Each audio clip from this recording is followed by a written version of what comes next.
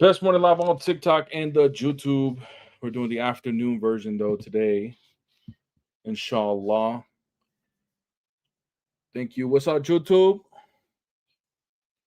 YouTube.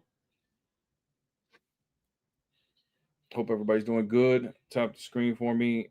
Not in my usual studio, but we're gonna make this work, inshallah. Inshallah. We're gonna make this work. Or can we via Allah? Because Allah might be illogical. Good afternoon, El Jefe. Best afternoon live, best morning live on TikTok and YouTube. Afternoon version. Afternoon version. Feel me? We got the Christmas bear. Bear with the Christmas spirit today. That's what we got. Um, Let me know how the sound is, guys on YouTube, because we're doing speaker today. What's up?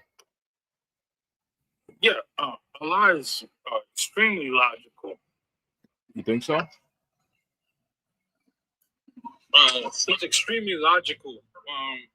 He's the only way to, after you pass away, he gives you a lifetime subscription of Viagra. Your penis never goes down. All right, bro. Thank you. Christians, please don't come up here to troll. Please. Hello, my love. Hello. You said you didn't get it. Hold on a second. Yeah, I texted it to you. What's up, LA Apologetics? Yes, Christmas Bear. We got the Christmas spirit going today. Sound kind of has an echo. I don't know how that can have an echo.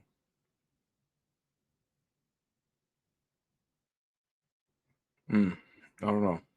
We're gonna have to try it again. The next guest. Let's see what's happening. So yeah. Did anybody else have an echo when they heard that last guest? Yeah, I know when the caller was up. Yeah, I don't know how that would be an echo though,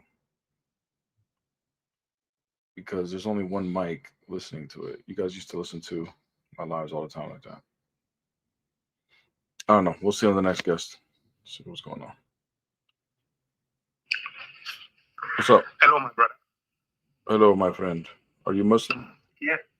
No, I'm a Christian, right? But I need to I was doing some reading of the Quran today, right? And I see something I need to Oh damn, where'd you go? Oh shoot. Did one of my mods drop him? Damn, bro. All right, man. Well, dude, thanks for coming, bro. Inshallah. Alhamdulillah. Hell, bro. Yeah, Chance Star. I think somebody dropped you because we're looking for people who disagree, brother. But thank you, bro. Inshallah. May Allah guide you. May Allah guide you and give you good deeds. Inshallah. All right.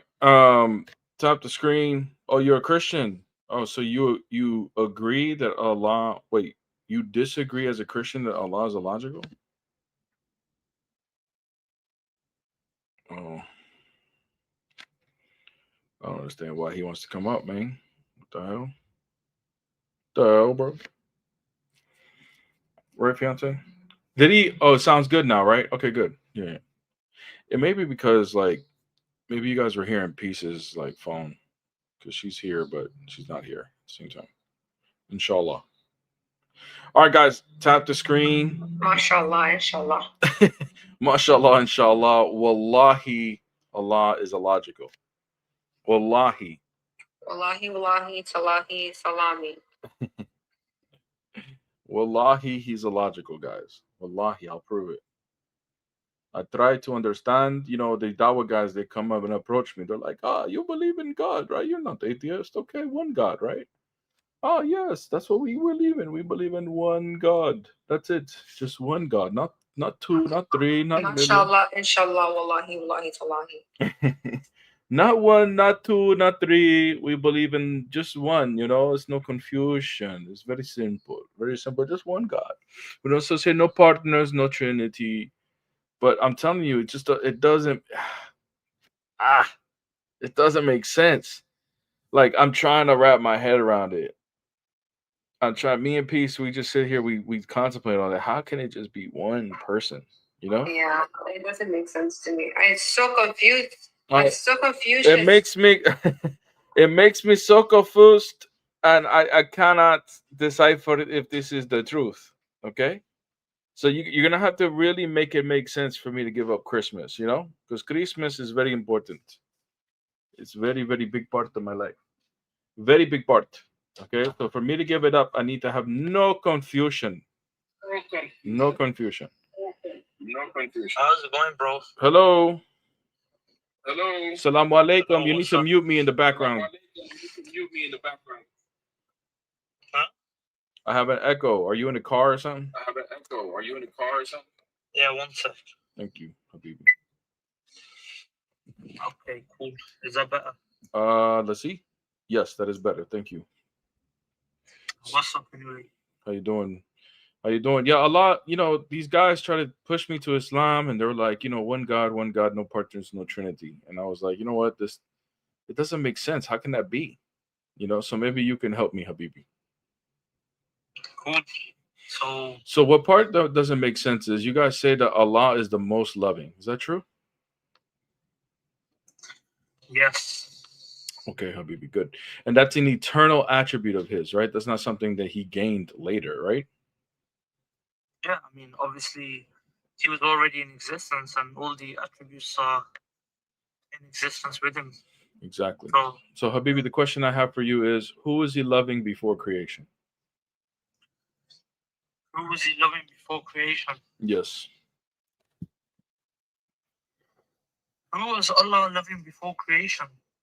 Yeah, it's a good question, isn't it? That's the part that doesn't make sense.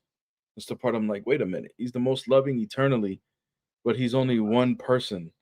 And before everything, he's the only one that existed, but he's the most loving. That means he had to have been loving before eternity. But how can that be? If he's just one person, it doesn't make sense to me. Help me, Habibi. Okay, now that I'm thinking about it, it does make sense. Because if you think about it, God loves his creation. Yeah, he loves to create. So if God loves creation and he loves to create, obviously the creation, to show that love back, we have to like worship him, and obviously then he loves the creation. But then if you got a creation that disrespects or doesn't worship God, then obviously is he gonna love them? Nah. But I mean, he's still gonna love them until eventually they're fully doomed, like fully. Right. Like Satan. Right. So creation existed with Allah in eternity? No, so obviously creation, what can you define as creation? You can say the universe is a creation. You can say God's throne is a creation. You can say water is creation. You can say a pen is God's creation, because these things were created. God told the pen, the special pen, to write in this special tablet, and it wrote 50,000 years before the creation. So if this apparently there was God and his throne was upon water, and then he told the pen to write. So, you know, if God loves to create, then that's his thing. And brother, before all of that creation, who was he loving? I don't know. Maybe on the day of judgment, when you're standing there in front of him, like the rest of us, you can ask him personally. Well, that day of judgment may not be real if your God can't exist and he's illogical, you know? So who is he loving? If he's claiming to be eternally the most loving, right? Who can he be loving before creation? That's my question. This doesn't make sense. I think this might be evidence. I think this might be evidence that your God may be false, and this day of judgment that you think is coming from him is not actually going to happen. It's going to be happening in a different way. Yeah, but so you're basically saying that just even our brains that can't comprehend God's creation, because obviously God is all-knowing, he knows the seen and the unseen, that just because you don't know if he was loving something before, that just disproves Islam. I think it's not possible for him to love before creation. I think he needs creation. If he's only one person, he would need creation in order to love, and that would make him a contradiction, because you would say he's independent and doesn't need anybody, but he actually does need creation to love. So you as a Christian, innit? Yeah. So was Jesus was he created at the same time as the Father? The Father and the Son are not created, dude. You think God is created? So when Jesus was born through Mary, was he created or not? That was an incarnation. So the flesh that he assumed is created, but not the person. The person is eternal. Yeah, but the flesh is part of God at the time, according to you guys. No. So I'm saying the flesh is not God. No. The flesh is just assumed by God. Okay, let me put it this way. Was God walking on earth? Yes or no? Yep. So God was created? No. The flesh, the nature that he assumed was created, but he always existed.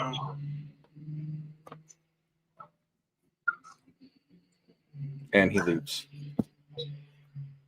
So why don't you actually look at something that talks about God rather than your No, I'm talking about your God right now. I mean, you asked me questions. I mean, this is not a problem for Christianity.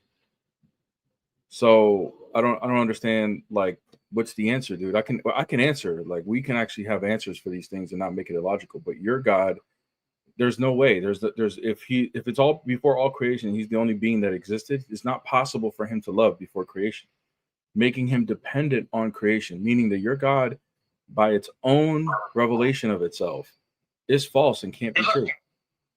Yeah, but but God has that ability to love his creation. You're acting like he doesn't have that ability. That ability has existed with God from when God. I got you. Already. I'll grant that to you. I'll grant it to you that the ability was always there. But listen very closely to this question.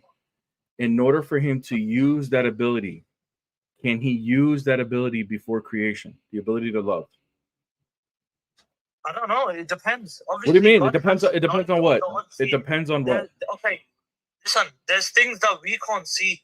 Yeah, there's things that God knows and sees, and God is all seeing. So for me to sit here and say, oh, just because this creation, I don't know, like you're asking me as if, oh God, this is what I'm saying. God had the ability to love. But you see what you just did? Why? But why WN? You see what you just did? You just said I don't know, and it's almost like you're kind of giving this you're kind of like insinuating that my question is stupid to ask. But see, if we're okay, good. So if you start asking me about things about the Trinity, and I start saying, well, I don't know, just 3 could be 1. I don't care if you think it's illogical. It just is. Would you accept that as an answer? No, because historically the Trinity never existed. Yeah, okay, whatever. And then we can go back and forth and I'll show you that it does. And then at some point I'll just be like, look, it's true because it's true. It's stupid for you to even question it. Would you accept that as an answer? No, but thank you. Well, that's what you're doing to me. Well, that's what you're doing, brother. That's what you're doing, brother. Brother, that's what you're doing to me right now. You're doing the very thing you wouldn't accept from me. So why don't you think right now critically here, and let's see what could the answer be.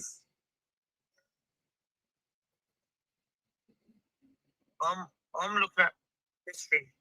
Yeah, and I'm looking at your Quran where it says he's the most loving, but he's not a Trinity. So who was he loving before creation? Yeah, if he says he's all loving, okay, for example, now I'm going to give you a simple example. Humans, are we sinners, yes or no? Yes, of course. Okay.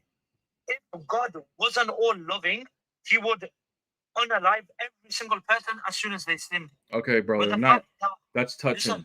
Listen, hey, brother, that's touching. That's touching. That's so beautiful. Okay, that still doesn't answer my question. Who was he loving before creation? He was loving.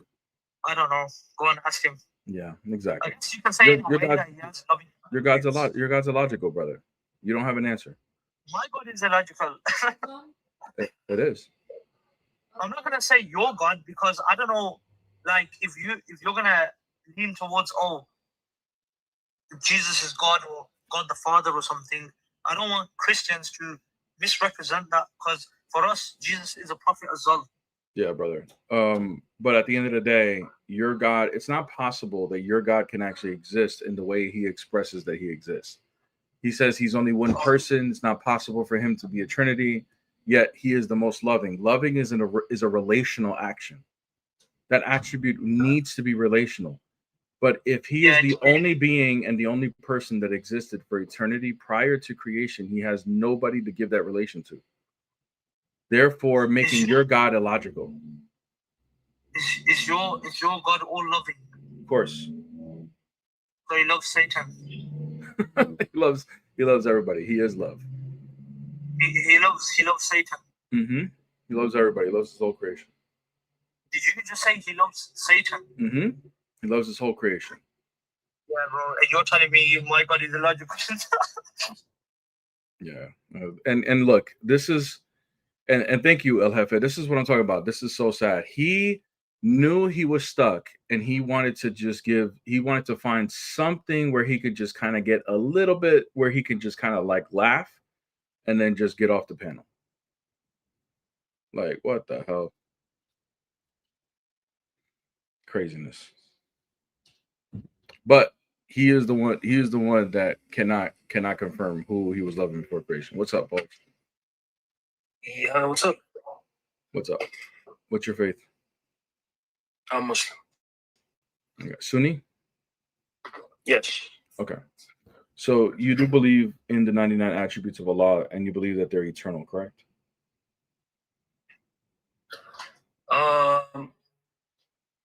Sure, but no at the same time. Okay. Please explain what you mean by that. I believe for example, his word is his ability to speak is eternal, but his action of speaking is not eternal. Okay. So the ability, does he need someone else in order to enact that ability? To speak? Any one of these attributes. I mean, sure. Okay. Maybe. I don't know. So then basically these abilities are inactive and mean nothing until something is created. What do you mean by that? What I mean is, are you saying that someone needs to use everything for those abilities to be? Well, if your God is a necessary being, that is truly independent of its own existence, then he wouldn't have to need anyone else in order to enact these abilities.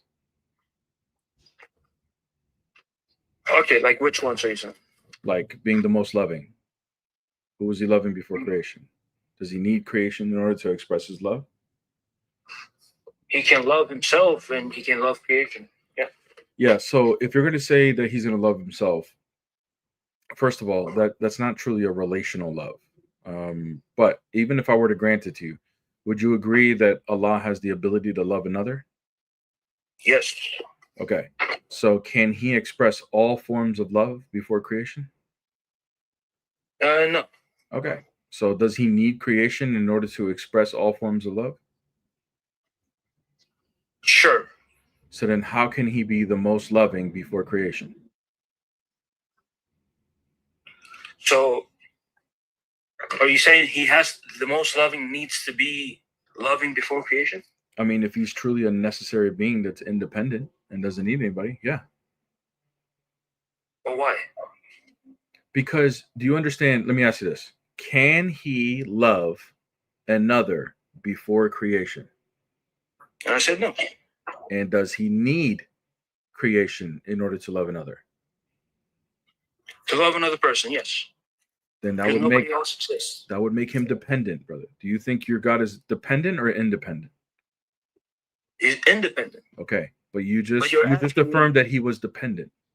Yeah, but you're asking me a question that says, if nobody else existed, can Allah love? Well, of course not, because Allah is one and He's alone. Exactly. So that would make him dependent on creation in order to love.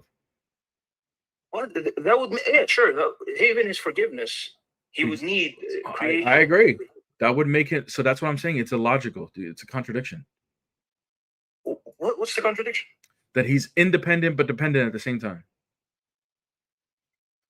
Oh my God. So you think because he gives forgiveness or gives love to creation, that makes him dependent on creation? Yes, because these attributes are describing his essence. Are you an atheist? No, What? Were you? What are you? Christian. So you believe God forgives before creation? No, Okay. So what's the problem? it's not a problem for me. Like as a Trinitarian Christian, it's not an issue, but for you, it is. No, but it is a problem for you. You just said God No, it's doesn't not. forgive. No, it's not, because I don't believe that God's operations are identical to his essence. Are these attributes, are they describing his essence? Oh, yeah. Okay, so that his essence would be his existence, right? His essence would be yes. Right. So if these abilities were inactive prior to creation, then that means there's parts of his existence that are not active before creation. That would actually bring like sequence within his nature, which means you can measure him by time, which means he's not eternal. What? Okay, so if you measure, I don't even believe time is created. Okay. You believe time is eternal? I believe time, yeah. Okay. Is time identical to Allah? No. Then there's another eternal being. There's another God. No, time is just a concept. Time records actions. Okay. So does time exist? Yes, it's a concept. Okay. Is it eternal? Yes. Is it identical to Allah? No. Okay. So now there's another eternal being existence that is not Allah. It's polytheism. That's polytheism, you said? Yes. How can there be another being that's not God, that's eternal? Because time is not a being. Okay. Time is not a being. So then time doesn't exist, according to you. Yeah, time is a concept. Okay, good. So now you retracted. Time doesn't exist. So if time doesn't exist, then when Allah starts loving, is that real? Yeah, time records it, yes. But time doesn't exist. So if time doesn't exist, it's not true that Allah went from not loving to loving, because that's not real. That would need to only happen if time was a real thing. So you're saying that the experience of time is not real. It's just in our minds, but it's not really happening, which would mean that Allah was eternally loving. So then it goes right back to my first question. Who was he loving before creation? Yeah, himself. Yeah. So he can't express all forms of love without creation. That would make him dependent. You already admitted that. Okay, so he doesn't need to. So your God's illogical. Why do you worship this God that's not even true, bro? Like we just hit like 5 or 6 points as to how he's illogical. Mary, you're just making conclusions. Okay. You said he's illogical because he doesn't express all forms of love. Yes, that would make him dependent. Do you know what a contradiction is? Okay, so let's say stop. Hold on, real quick. We just so we can reset the conversation. Do you know what a contradiction is? Yeah, P and not P. Thank you. Can contradictions exist? Yes. Okay. So yours can't exist. Yeah, I thought that's what you said too. Okay, yeah. You got it. So we both agree contradictions can't exist, right? Yeah. Okay. So P and not P. Beautiful definition of it. Okay. P would equal independent, and then not P would be not independent or dependent. So if you're saying your God is independent and dependent at the same time, that's a P and not P. That's a contradiction. Can't exist. So, okay, when I say independent, you think I say independent on everything? Is he independent on his existence? Yes. Okay. Are the attributes attributed to his existence as being? Yes. Okay. So if he is independent in his existence, his attributes are describing his existence, but you're saying that there's an attribute that is dependent, then that's the contradiction.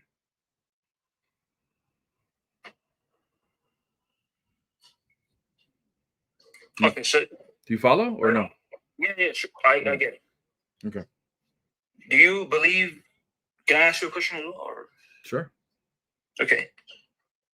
Do you believe God is dependent on creation to give forgiveness? No. So then, who does he forgive before creation? Yeah. So the forgiveness for us, we don't believe that the actions of God are identical to his essence. So he's not dependent on forgiveness to exist. So his action of forgiveness in time is just a manifestation of his eternal love, which has no beginning and no end. Oh, okay. Then that's the same with me. Then I can just say You can't, bro. You God- can't say that though. That goes. Are you, dude? You would be going against every school of thought in Islam. They don't. You guys don't believe. You don't believe that the essence and the energies are distinct from each other. No. I'm saying why can't I say his attribute to love? That's the potential, right? And if he acts upon it, that's an act. That's fine. Brother, do you know what I say his potential is eternal. His potential always existed. Brother? Okay, I got you. I know what you're doing. Okay, and that's fine. Like that would be, if you're thinking this critically, which I think you're trying to. That would be the logical way to go about it. There's a problem though, bro. You still run into a problem by saying that your God has potential in his essence would mean that he has change within him, which means he could be measured by time. And if he's eternal, that means he can't be measured by time. So that would lead to another contradiction. You would be saying he can be measured by time, but he can't be measured at time at the same time. That's a contradiction. Because change, the definition of change is going from potential to actual.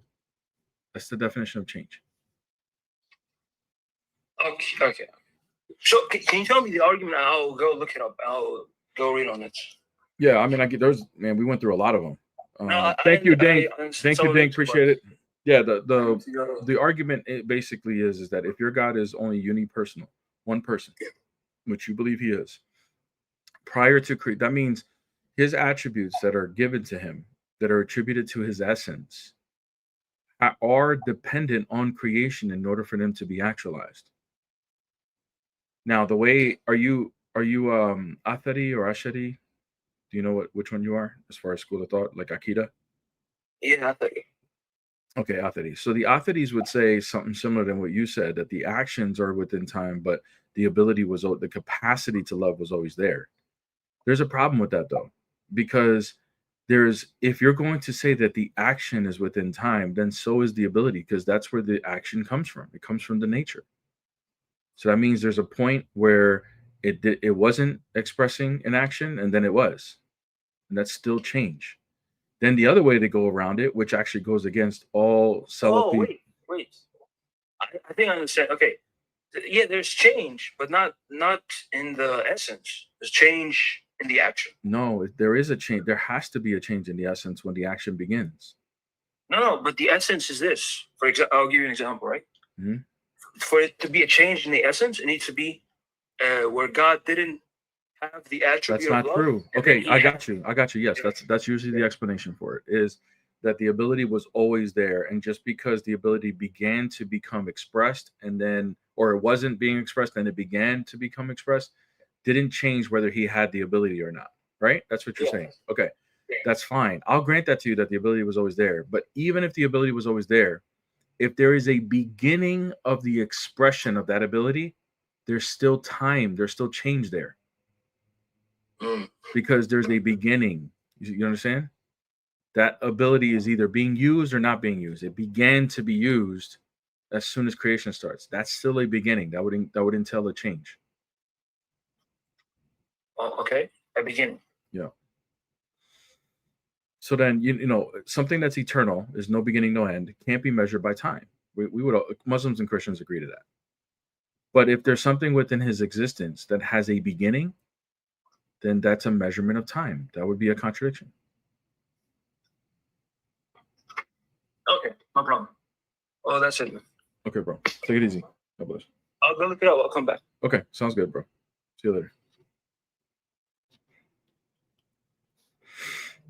I mean, I don't mind having a conversation with a guy like that. That's at least being honest and doesn't try to act like he knows the answers when he doesn't.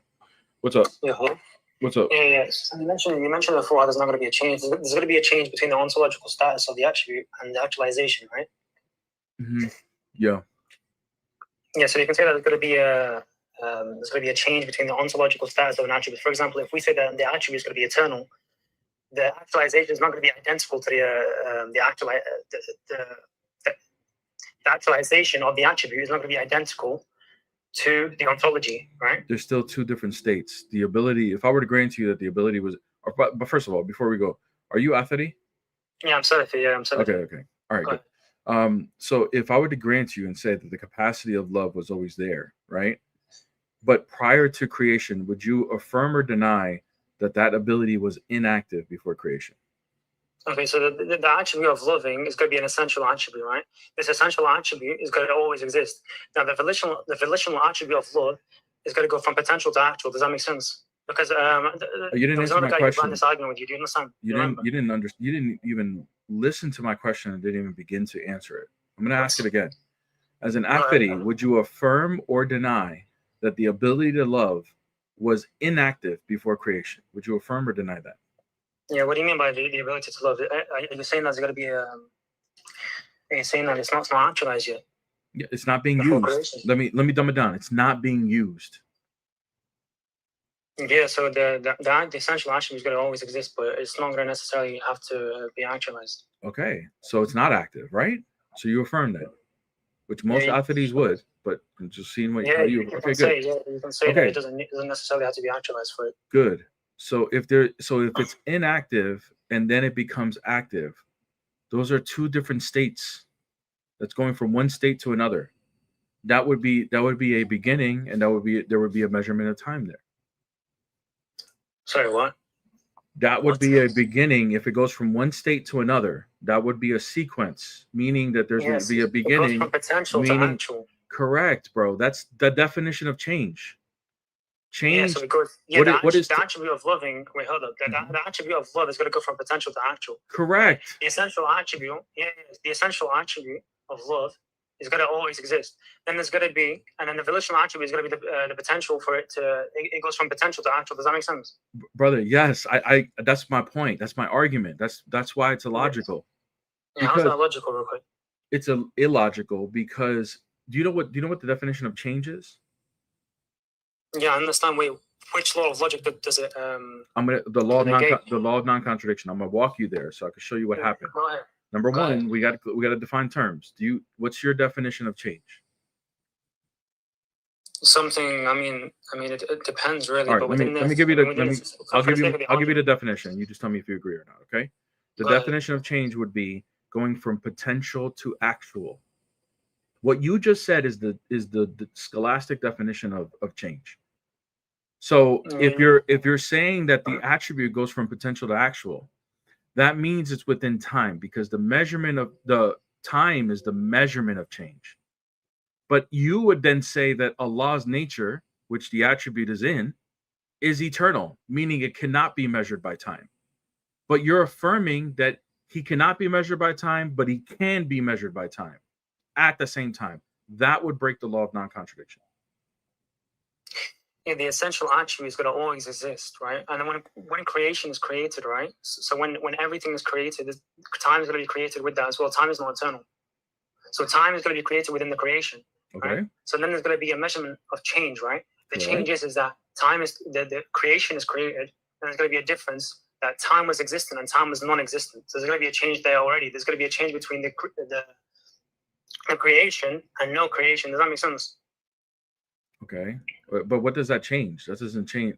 Does that change God? Yeah. So how's that a contradiction, dude? Like, I already walked through it. Are you affirming there's a change within Allah's nature? What? Are you affirming there's changes within Allah's nature? No, there's not going to be a change within. There's going to be a change between the ontology of an attribute, for example, and the actualization of the attribute. That's still a change. Right? You could say one's an actualization and one's an ontological change. You can't say that neither one of them are a change. There's still a change. Yes, there's a change between the ontology and the actualization. Do you not understand that? I'm affirming this to you. I've said this like 5 times. Okay. So does Allah's nature have potential? Allah's nature is going to always exist. The volitional. Does it have potential? Does it have potential? From potential to actual. Do you understand what the word volitional means? Meaning that is that okay? Yes, I understand. That volitional attribute, is that identical to his essence? The volitional attribute is going to be identical to his essence. So, for example, is the volitional attribute going to be identical to another attribute? Is it identical to his essence? No, because there's a change between the So essential what's the attribute and if it's volitional not attribute, because it goes from identical? potential to actual. So what does the volitional attribute attribute to? What is it describing? The attribute being actualized. Oh my God, dude. The volitional Yes, attribute yes. is what? Volitional What is it? What's the volitional? Is it Allah or is it not Allah? It's the action of the attribute. Oh my God, dude. All right, man. Kick It's rocks. the attribute. Kick rocks. It's the attribute of the attribute. The volitional attribute doesn't. He's making no sense whatsoever. But this is supposed to land somehow, bro. Just get off, bro. Please.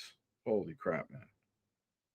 The volitional attribute is it identical to it's the attribute of the attribute. What the? What's up? Bear, do you agree with me? Do you agree with me to the fact that the Trinity values the laws of non-contradiction? No, Why so? because it doesn't. Nobody's been able to prove that. You saw what? Because it doesn't. No one's been able to prove that. No, people have, because you, according to your Trinity, right? You said that the three distinct gods No, are distinct from each other, right? no, we don't say three distinct gods. No, three distinct. Are they persons. distinct? Three distinct persons. Yeah, Okay. Are they gods? we can predicate them as gods, but we wouldn't say that they're three distinct Exactly. If I gods. say three distinct gods, you know what I'm talking about. Well, no, Right. I got no, because God is not a rigid designator, meaning that we Okay. cannot. Hold on, bro. We need to be very clear on what we're talking about here. So I'm going to be very clear with you. When I'm going to assume every time you say God, we're talking about nature. We don't say there's three distinct natures. No. Okay. So Okay. what were you going to say? We believe there's three distinct persons. Okay. Persons and nature are not identical. So three distinct persons. Yes, three Do distinct. they share the same essence? Correct. So then it values the law of non-contradiction. How? Because the law of non-contradiction says that if A equals to B, it means A and B share the same properties. Hence, Okay. they are not distinct. Okay. We don't believe that the Cook yourself. get the hell out of here. Dude brought no argument whatsoever. All you did was just Cook misrepresent. Yeah, okay. So what That's- properties would be the contradiction? The properties according to the essence or the person? According to the essence. According to the essence. We don't Yes. believe that the Father, Son, and Holy Spirit don't share all the properties of the essence. They do. Do they share the same essence? The same Yes. properties of And they essence? share all the Exactly. properties of that essence. Yes. Exactly. Immediately you go on to say that they are now distinct persons. It means it violates the law of non-contradiction. How?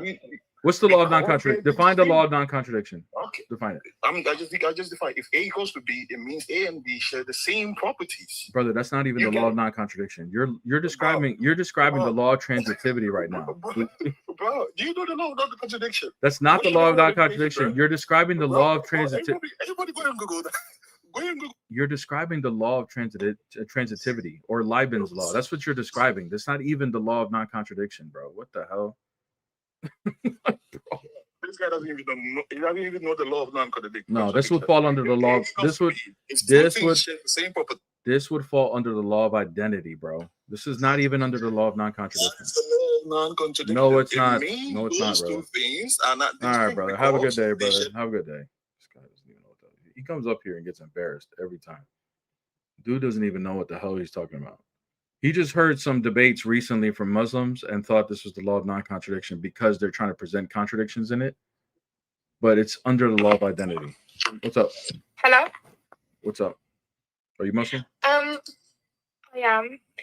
Alhamdulillah. Maybe how is Allah illogical? You saying God is illogical? I'm confused. Yeah. Are you Sunni? Exactly. Yeah. Okay. All right. Yeah, because you do affirm Allah's 99 attributes, right? Right. Okay. One of his attributes is being the most loving. Correct? That's an eternal. Right. The most merciful. Right. As well.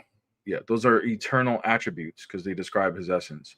And he's only one person. So my question is, who was he loving before creation? He created us. I'm confused. The most merciful, the most loving, ECT. Sorry. Are those not character attributes? That's how he is. I'm so But sorry. what's your argument? I'm so sorry. I didn't understand anything you said. Can you repeat that? I don't know if it's my volume or what. Can you just repeat that, please? All right. You're talking about the 99 attributes, right? Yes, one of them being the most loving. Who was he loving before creation? Well, he created us. I'm What? pretty sure he created us. He's our creator. I know that. Before he created us, who was he loving? Did he not create us to love us? Like, Did he I'm need us? confused. Did he need us to love us? We need him. Does he need us to love? He's the one with 99 attributes. Does he need us to love? Does he need us to love? Yes. Well, I'm pretty sure he's most merciful and most loving to animals as well. So That's creation. I'm talking about all of creation. Does he need creation to love? does he need? I'm pretty sure whether we here or not, he'd still have the 99 attributes. Oh, ma'am. What do you mean? Like, This is how old are you? You got to be young. How old are you?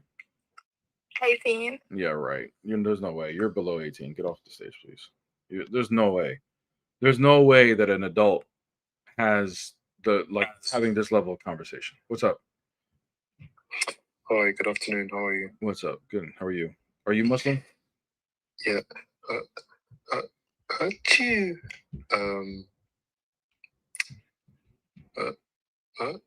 Achoo. It's you. It's you.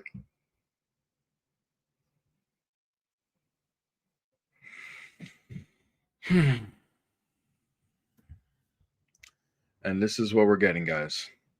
This is what we're getting. Craziness. Getting a bunch of craziness. I don't even know, like, these people and SAS in the chat still. Let's see. What is the law of non-contradiction? Ah, my zombie partner's here. The law of non-contradiction. A thing cannot be both X and not X in the same respect at the same time in the same way. That would be the law of non-contradiction.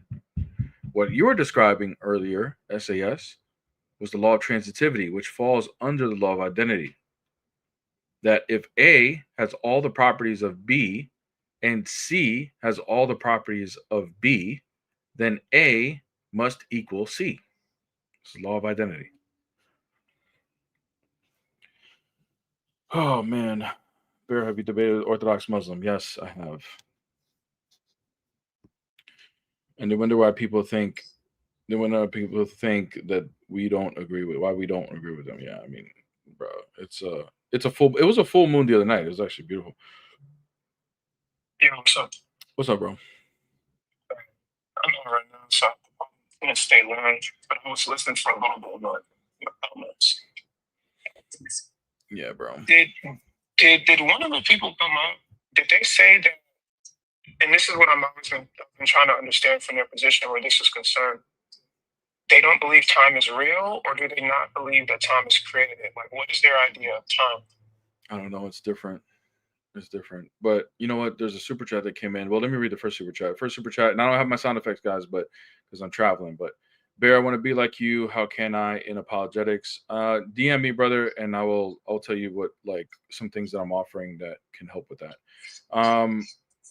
But this super chat says, Bear, according to Sahih Muslim 2246E, Allah is the time. Thus, time is eternal. So there's a lot of confusion as to what time actually is.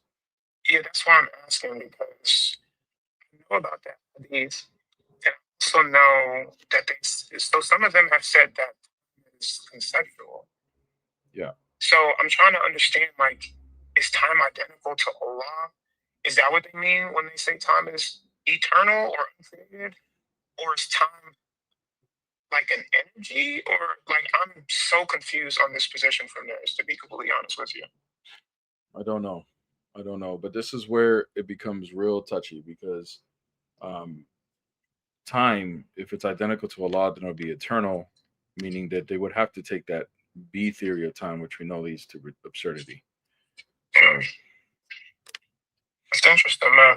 Like, and to be honest with you, I can because I understand their position. Like, I can grant it. But the problem is they don't have an energy essence distinction. From my understanding, they that would be the affirm way out some of it. sort of That would be the way out of ADS, it. right?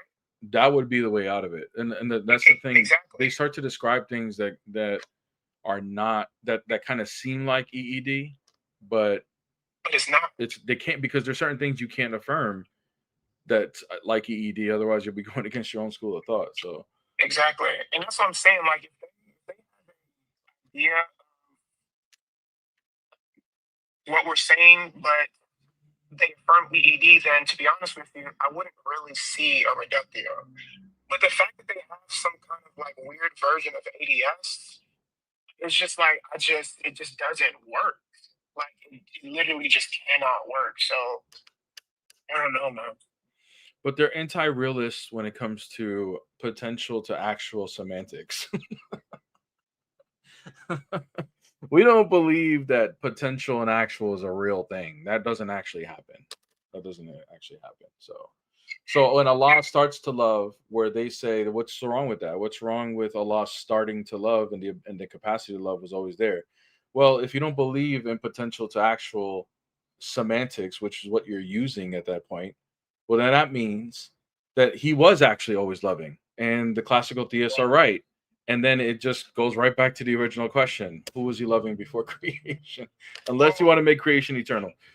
Well, I mean, like to be fair to them, they make a distinction, and I know you know this, but they make a distinction between the essence and a distinction between the attribute.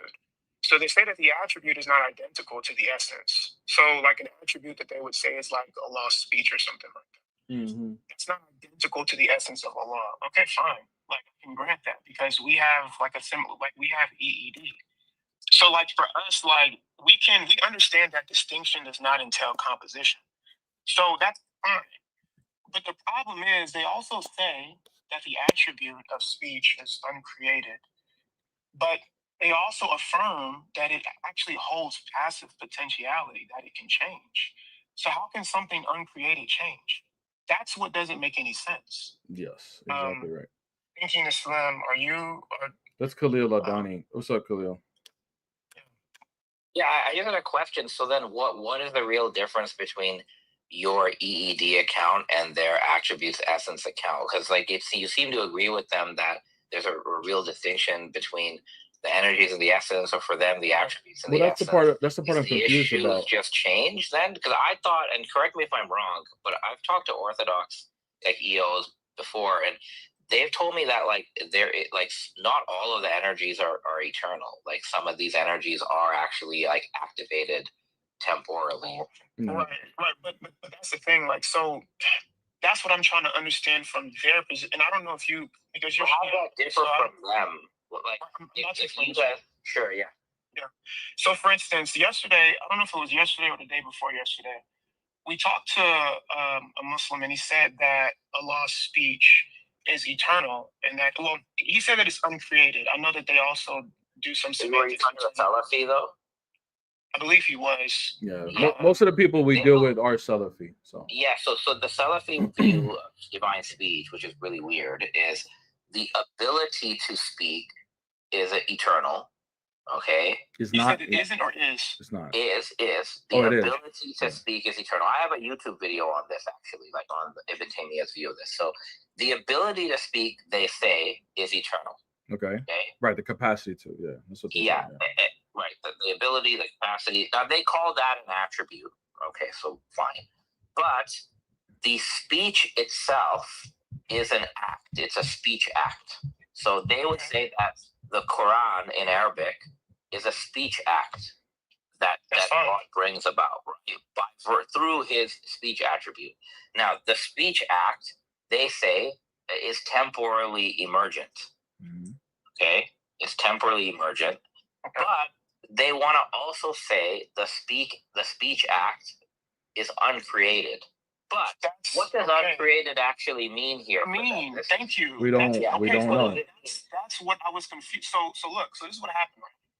I was talking to the guy and I said, okay, so the speech of Allah, the Quran law is it's uncreated, right? He said yes.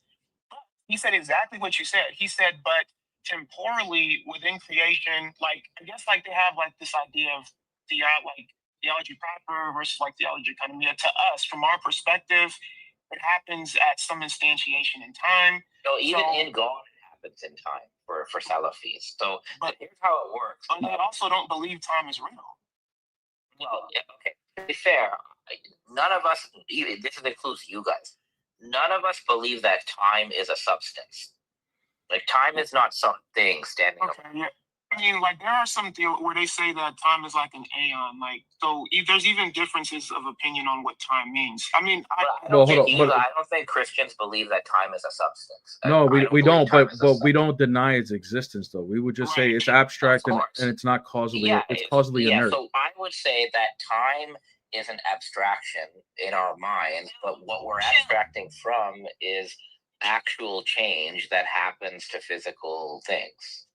You know, like physical things are actually changing. Things are going on. We abstract that change. So I'm just trying to forgive me for interrupting. I'm just trying to make sure that I'm understanding. I'm walking with you. Yeah. By conception, what do you mean? Because this is like before we even get into, and I know you're not arguing from their position. You're just trying to help us understand, which I do appreciate. So just so I'm understanding correctly, because before we can even get to like the nuts and bolts, we got to answer these epistemic questions. When you say a conceptualization, what do you mean by that? Like, does it only exist in the mind, or is it like actually, like, is it like, explain that, please? Okay, so I understand. I'm giving you my view, but I don't think most people will disagree with this. Okay, so when we talk about time, right? We're talking about a concept in our mind. But our concept of time is itself abstracted from real change that happens in a category of created things. So bodies change, and I would also argue souls change. So there's real change in bodies and souls. And when you abstract that notion of change through measurement, you just call that time. Okay, because my understanding from what they're saying is that I don't know if they would affirm that time exists in the mind of a grand creator, because we can say that, that's fine. Like, it's grounded in God. But this is what Aaron was saying earlier. We also don't deny that it exists. Maybe we mean different things, but when I was talking to this guy and he said that time didn't exist, he said it only exists in the mind. And so then the question I asked him was, okay, so if you die, is time like, so what happens to time? Yeah. And he wouldn't answer. So my understanding from this, the reductio would then be, and this is why it's more of an epistemic issue before we were even getting to argument. But I don't think they're denying the reality of change. Well, when they say that time only exists in the mind, or when they say time doesn't really exist, what they always do is they take like the most ridiculous view of time, i.e. time as an absolute substance, and they're just denying that. Well, and see, look, this is why I keep talking about it, because when it comes to this, we need to figure out which account has a greater, which account has greater explanatory power. Because I'm thinking, okay, in their position, if time is only conceptualized and it is an abstraction that only exists in the mind, how do you know that you have the correct interpretation of time? Yeah, that's a whole issue. Yeah. Right. So I'm like, okay, well, what if my idea of time is different? Exactly, is different from your idea of time. Now it's just subjective. So this is why we say that time exists in the mind of the grand creator, which is God. Like, but I don't know if they're saying, like, that's how we ground time. We don't say it doesn't exist. But what do we mean by time? So if time, so again, there's time as a notion in our minds, right? But then again, I said, in my view, and most people would agree with this, right? The time that we have in our minds, we've abstracted this notion from real change going on outside the mind. Like there's real change going on extramentally. The Salafis are not going to deny that. They do believe that there's real change happening outside minds. Then And it would they have to believe They exist. hold to like a B theory of time, though. That is No, they don't. They're all presentists. They're all presentists. Salafis. They don't hold no Salafis. Khalil, there's some. All right, we're talking about the TikTok Salafis because I'm talking about that too. TikTok Salafi I spoke to is a presentist because here's why, right? They all on time. Here's what they want to defend. They believe that God changes intrinsically. Salafis believe this, okay?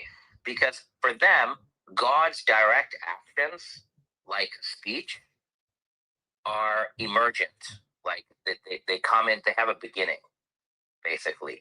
And once they begin to exist, God's actions, such as speaking, right, they subsist in God's essence. So for Salafis, there's real change, beginning and end, like succession. There's temporal succession internal to God. And they don't want to actually verbally say God is in time, because that sounds like God is like within something else.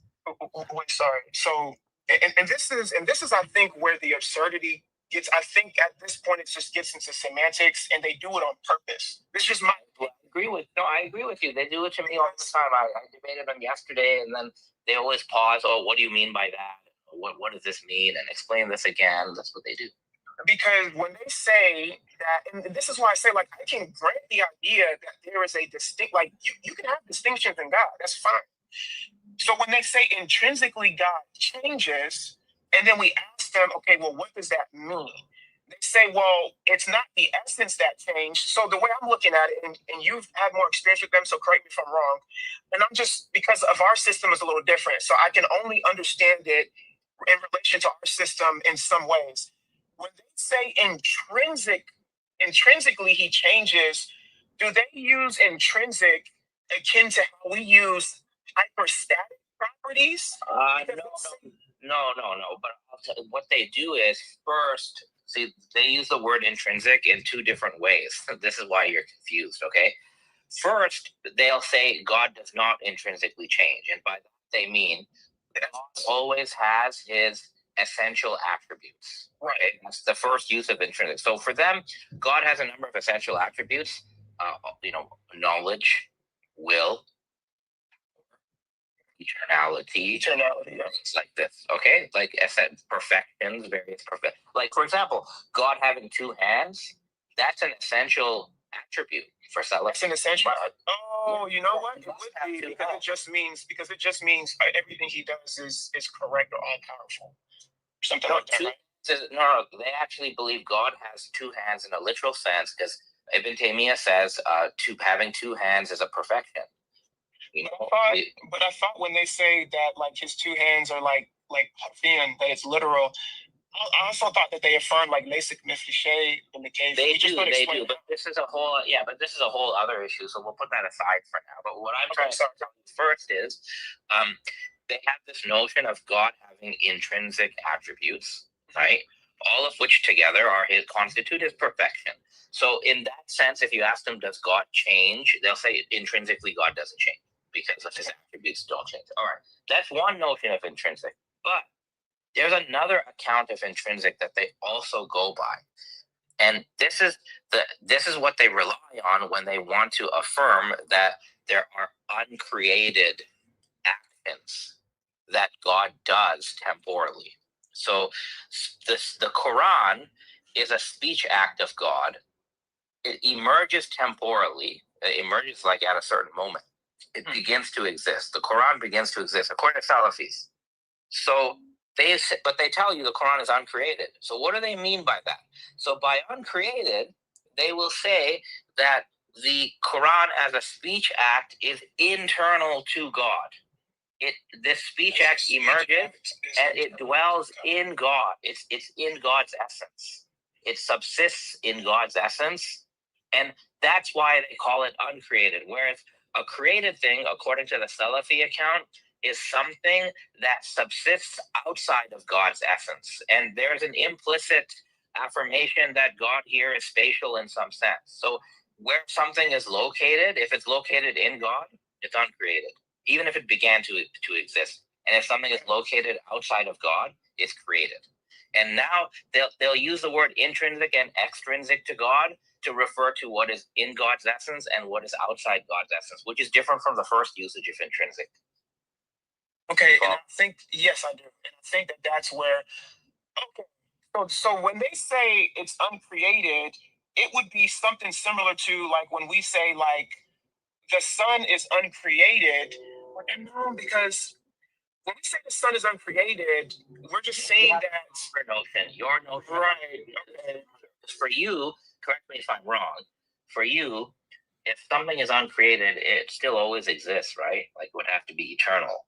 Yes. Correct. Yeah, I mean, there's only one thing. Yeah, that's only like there's only one thing that's uncreated, which is God. Now, when we're talking about the energies and we say they're uncreated, that's only because they subsist within, like, so. Okay, they subsist within God, right? Like exactly. Yes. within the divine essence, the energies subsist in the divine essence. Yes. Yes.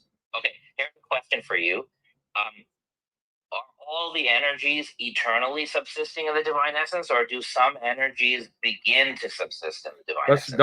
That was your original question, Khalil, and I wanted to answer it. Yeah. So and I don't know the answer. That's what I'm asking. The answer is that and if you look into like say Maximus the Confessor or Gregory Palamas, they would talk about that there's two acts. So there's the eternal act, and then there's the manifestation of that eternal act.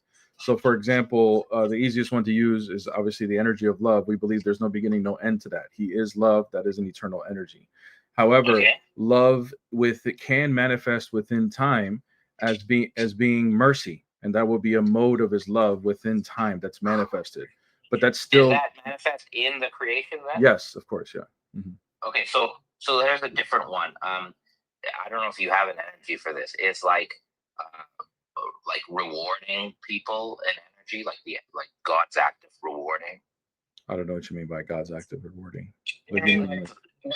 Like rewarding, like prosperity, or like blessing them or Okay, something.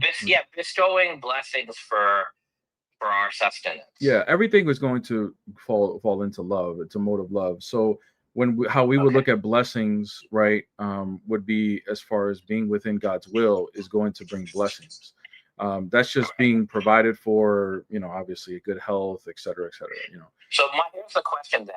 When it comes to the energies subsisting in God, not manifesting in creation, when it comes to energy subsisting in God, is there any energy that begins to subsist in God as opposed to always subsisting? No, because the energies are subsistent within his essence, and as Orthodox, we don't affirm, we don't give any cataphatic predications to the essence. We just speak apophatic. Right. Yeah.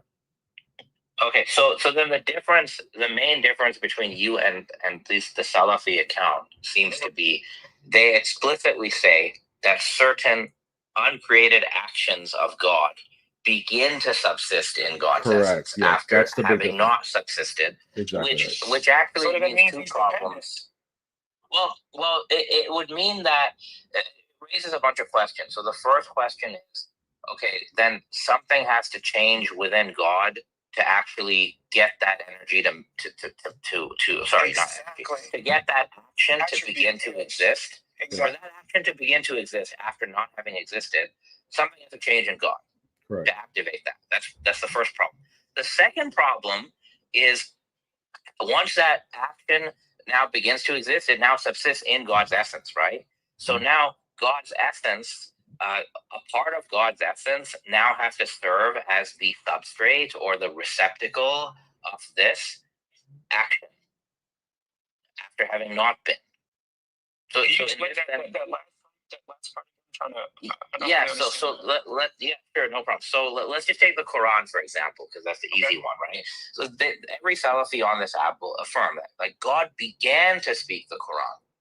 He wasn't always speaking the Quran, right? So he began. So let's just say it is 610 AD, right? That's the first revelation. So like God began speaking the Quran at 610 AD, and actually the Quran itself is a series of speech acts from God over 20 years. All right. Sequentially. But let's just treat the whole Quran as one speech act that just took 20 years. So now the first issue is the moment the Quran is uttered from God, temporally, something has to be different in God at the moment the Quran emerges, right? God cannot be exactly the same before the Quran is uttered and after once the Quran is being uttered. Right. Otherwise, otherwise the Quran is brute. It's like a brute contingent. So that's the first problem. So that requires a change in God's essence. Right. Exactly. Well, that's what we've been Khalil. That's what we've been arguing with these guys. The change would be God's eternal speech attribute has to undergo some change Bro. to emit the Quran. Bro, that's exactly that's what we've been arguing this whole time. So look, that's the argument I brought to that guy the other day. He said that the speech of Allah is eternal or that it's uncreated. I said, okay, fine. Yeah. I said, but does it contain passive? You know, they don't use our terms. They sure, but you don't have to use your terms. You just got to get them to affirm that it began to exist. And so then I said, okay. So I just clearly said, can it change? He said, yes, but the essence doesn't change. I said, fine, that's not a problem. I said, okay, you realize by you affirming that it can't be uncreated. You affirming that an uncreated attribute of Allah, like his speech, or if you want to just say Quran, speech ability, ability changes. You realize that you're basically conceding and saying like one of three things. That Allah's ability to speak got better over time, went from worse to better, or two, went from better to worse. Allah's like the attribute suffered some type of detriment, and now it's worse than it was before. Or a third option, the third option being that we would just call it, like you said, passive policy, but something acted on it. So something acted on it. Yes. So they'll reject your perfection. They keep saying that, but they can't give a better for it. But they'll reject it. So see, you don't want to argue on a premise that like they'll never like they believe it's more perfect that God does different things at different times. So leave that one. You won't get them on it. Even people like Ryan Mullins, who's Christian, they'll use Ryan Mullins to get around your perfection claim. I think it's a good argument, but they won't. So leave that, but focus on the second one, right? So now, the eternal speech attribute of Allah has to be acted on in the year 610. Right. So the Quran emerges from God. Yeah. So that's a problem. So what is acting on it? Exactly. It must be the divine essence acting on it. So now the divine essence has to change because the divine essence begins acting in 610 on the speech attribute, which then emits the speech. So that's one problem. Here's the second problem. Remember, they say Quran is uncreated. Mm-hmm. Yes. Okay. Uncreated here in their account. Again, accept their account. Okay, just accept it. Ask them, what do you mean by uncreated? Their answer must be the speech act subsists in Allah's essence. That's what it means to be uncreated, right? Okay, so now Allah's essence has to change for that to happen because Allah's essence goes from not being a receptacle for the speech act to being a receptacle for the speech act. There you go. And that receptacle is a passivity on the part of the essence, because now the essence has to sort of be the patient, right, on which the speech act is subsisting or whatever you want to call it. So now that does require a change in the divine essence. So you see, what's happening is every time God does an uncreated act, which again, uncreated actions for them happen temporally, that uncreated act stays within God's essence. It doesn't leave his essence and go into the world. You get that, right? Because they're calling it uncreated. So that's another problem. This is the second problem. The divine essence actually is changing because it's becoming a receptacle. In Arabic, I think we call this a qabil, a receptacle for new things.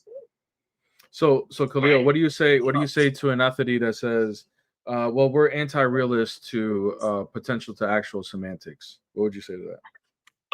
We don't even need to get into the semantics. We can use other semantics, like whether we can put potential and actual aside. We can say, look, the divine essence now becomes the host, the substrate, or the receptacle of new acts that didn't exist before. Okay, so that's a change within the divine essence. In a sense, God is growing. God is getting fatter because these new uncreated actions are being added into the divine essence. So their God is growing, like Kirby, getting bigger.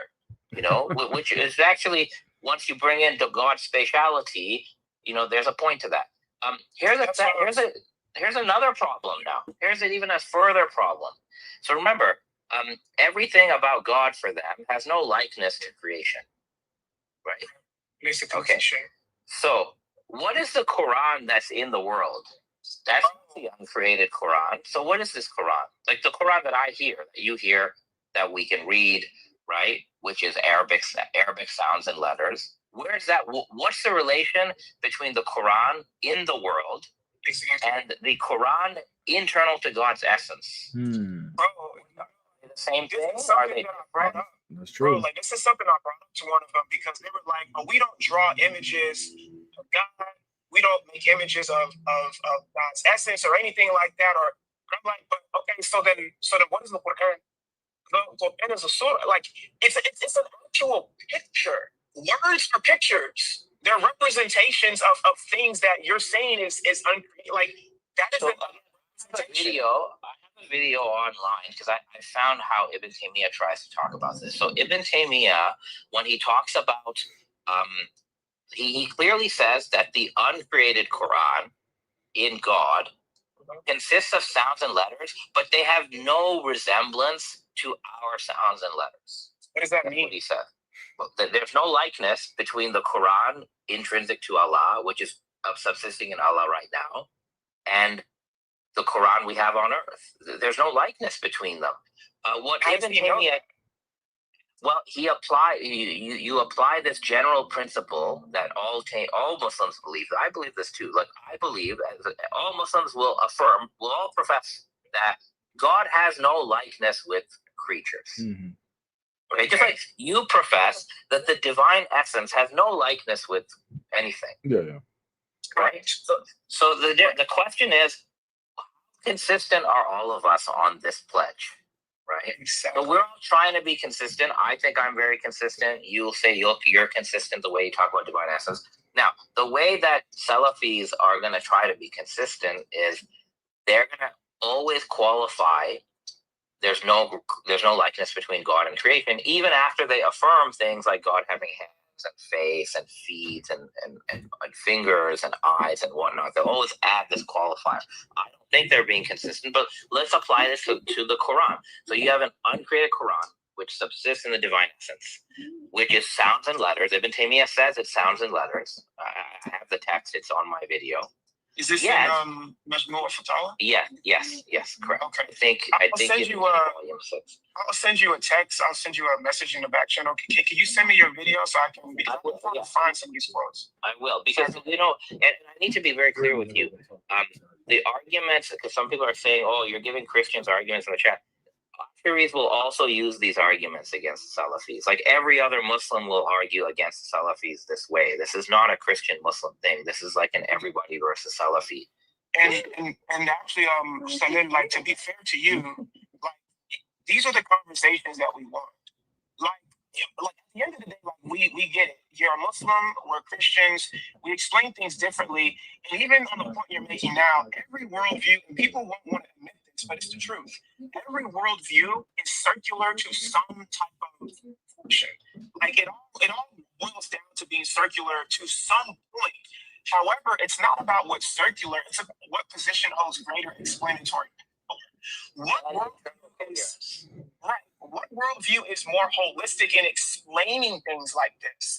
That's the worldview that we would consider to be correct. So with you having a conversation about us with this attack, we're just having a conversation and explaining it, and I'm actually really enjoying this. Like this is what we want. So I don't care about the Muslims in the chat saying that you're helping us or whatever. Yeah, I mean they're always trolling Khalil. Well, look, like I believe in truth, so there should be no one should be scared about any school's position being expounded. And again, if people think I'm making up the references, I did a YouTube video a year ago, quoting directly from Ibn Taymiyyah, and people can go check that out. Like I have the references. You know. So anyway, So go.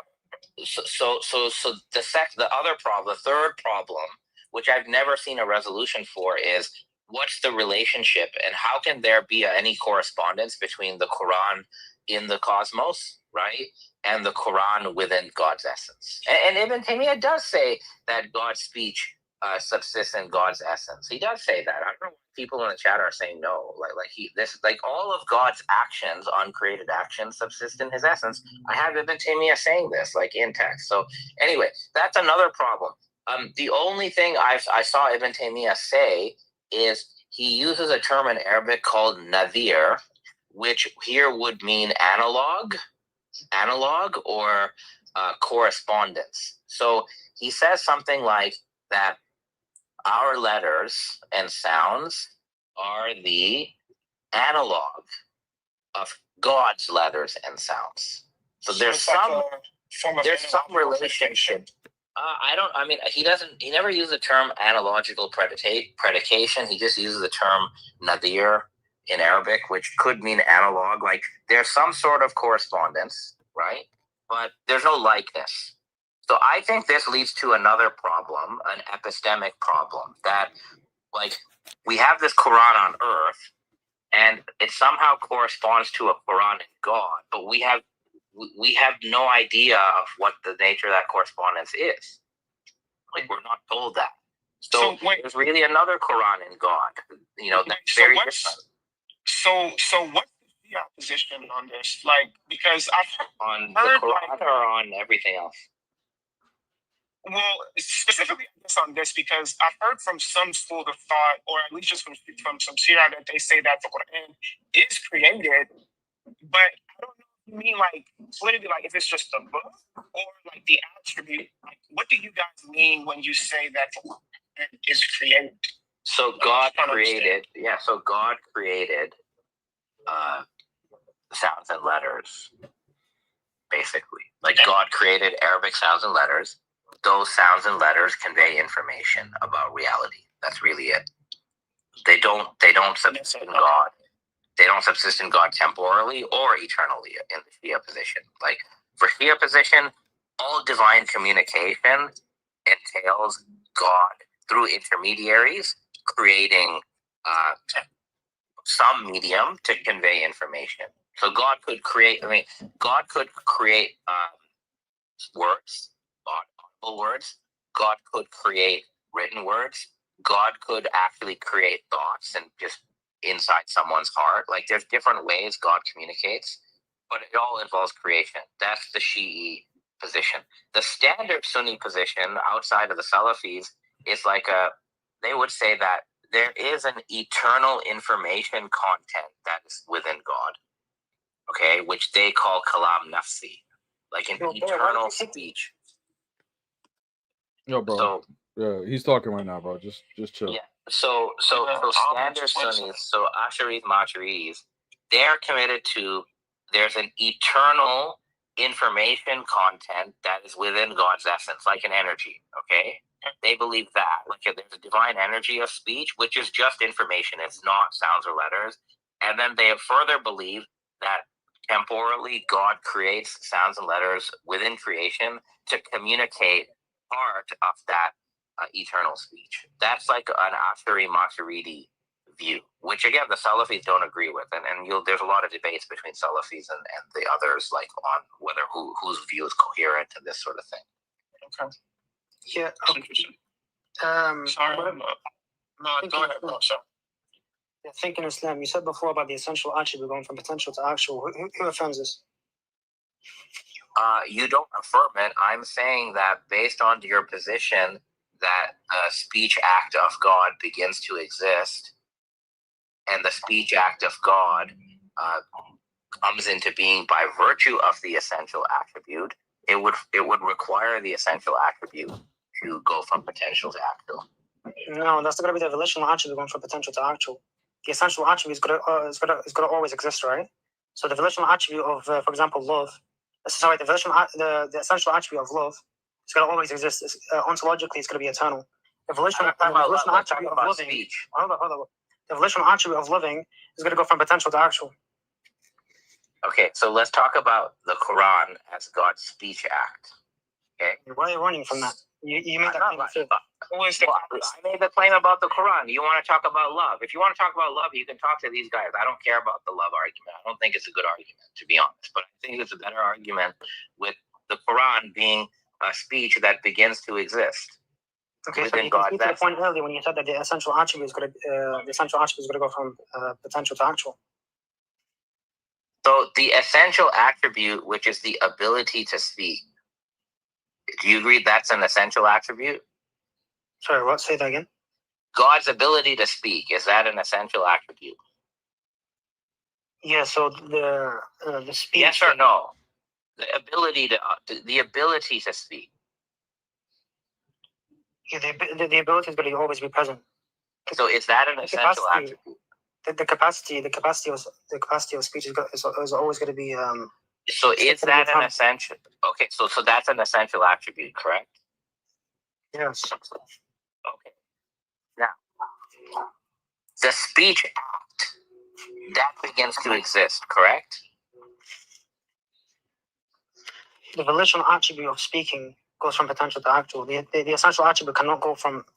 It cannot begin existing. It's always existing. What's the relationship between? What's the relationship here? What you call the volitional attribute of speech? What's the relationship between that and the essential attribute of speech? Because we might just be using different words. Okay, good question. The attribute of any attribute is always going to have the capacity. It's always going to have the potentiality to be actualized, right? It's always going to have the potency. The volitional attribute is that essential attribute is going to be the attribute going from potential to actual. So, sorry, I'm a little confused. It's hard for me to track because you just used the term essential attribute and volitional attribute for the same thing. So I'm just going to ask again. What's the relationship between the volitional attribute, which you say goes from potential to actual? So I'm assuming by that you mean the actual speech act that begins to exist. That's the volitional attribute. So that's fine. What's the relationship between the volitional attribute and the essential attribute? The volitional attribute is going to be the actualization of the essential attribute. As in the potential to actual. Okay. So I'm going to repeat that. The volitional attribute is going to be the actualization of the essential attribute. That's what you said, correct? Yes, it goes from potential to actual. Okay, so if the volitional attribute is the actualization of the essential attribute, then the essential attribute is going from potential to actual. No, the volitional attribute is going from potential to actual. Okay, so the again, essential attribute is always gonna have the potency. It's always gonna have the potency to be actualized, right? Sorry, so the essential attribute. Okay, so the essential attribute always has the potency to be actualized. You just said that. No, the essential attribute always has the potential to be actualized. You just said that, and you said that to me earlier too. Yeah, you just said that. It's always going to be existent. Yeah, that's fine. So that's a potential, right? The capacity is a potential to be actualized, correct? No, the capacity is always present. The capacity is eternal. It's always existing. No beginning, there's no end. Okay, but then when the volitional attribute actually comes into being, the essential attribute is actualized. The volitional attribute is the potential is going from potential to actual. What's the relationship between the volitional attribute and the essential attribute? The essential attribute is going to be the attribute ontologically is always going to be eternal, right? The volitional attribute is going to be the potential. For example, the link between them is whatever the attribute is. For example, like the attribute of love, right? The argument that he was making before, the attribute of love, essentially, that's going to be the essential attribute, right? It's always eternal. It's present. But it's a capacity, correct? It's always going to be existing. It's a capacity, right? Love is a capacity. Yeah. You can affirm that love is going to be the capacity. Okay, now what about the exercise of the capacity? That's going to be the volitional. That's going to be, for example, love and loving. There's going to be a distinction between love and loving. Okay. So if you have the capacity for love, for example, it doesn't mean that you're gonna be loving. Does that make sense? Yes, I'm with you. Okay. Okay. So what's your point? So That's gonna be the distinction. okay. So if The distinction is love, the capacity. Let me say this slowly so you can get this in your mind. All right. The capacity for love is always going to be present. It's eternal. Yeah. Yeah. The love, the volition attribute, when it goes from potential to actual. Right. So there's going to be a difference between love and loving. Right. Just because you have love, it doesn't mean that you're going to be always. You got to be loving as well. Does that make sense? yeah, so loving begins to exist, correct? Loving. Yeah, loving. that's what I said. Loving. Yeah. Loving begins to exist. Yeah. I'm saying. I just want to qualify so you don't straw man. Bro, I'm trying not to straw man, but you do realize you made a whole bunch of statements here that are inconsistent with other statements you made. But anyway, Go ahead. okay. So the act of loving began to exist. Yes. Yeah, you know what? Yeah, I'll affirm the first act of loving. Yeah, I can affirm the first act. That's fine. Okay, You know what? I can affirm the first you can use any act. The act of God's act of speaking began to exist. Yeah. Yeah, the action. Yeah, it begins to exist. Yeah. Okay. Does whatever begins to exist have a cause? The cause. The cause. Yeah, the cause is going to be the volitional attribute. Whatever. I'm going to repeat it. The volitional attribute, in this case, it's loving. The volitional attribute loving began to exist. Yes. Okay. Does whatever begins to exist have a cause? Yes. Okay. So what is that cause? The cause is going to be the essential attribute. The essential attribute is going to always have the potency. Okay. So what? Okay. So does the essential attribute eternally cause the volitional attribute to begin to exist? No. So then you're saying the essential attribute temporarily causes. No, I'm not asking about the ontology. Yeah, no. It's relevant. It's relevant. The ontology is relevant. The ontology is relevant because it's not going to be just because. Okay, the ontological status of the attribute is going to be eternal, right? This doesn't mean that the actualization of the attribute is going to be eternal as well. There's going to be a change between the ontology of the attribute and the actualization, bro. Okay, so does the essential attribute begin to actualize the volitional attribute? No, because the essential attribute cannot actualize. Because if you say that it begins to actualize, then it begins to exist. Yeah, that's wrong, bro. So the essential attribute is eternally actualizing the volitional attribute? No. You see, the essential attribute makes sense. You're saying that the essential attribute causes the volitional attribute to begin to exist. That's what you said. I ask you then, is that causing temporal or eternal? Oof. That's tough. Hold up, listen, bro. I don't know why you're not listening. I said it like 3 or 4 times. I said it 3 or 4 times. I know, but what you're saying, I feel like you're going back and forth because I don't think you really know how to answer this question because no matter which answer what am I going back and forth with?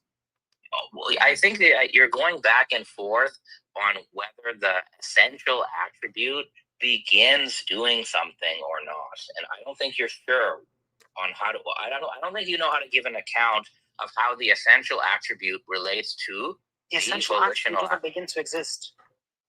I know that, but it definitely begins to cause the volitional attribute.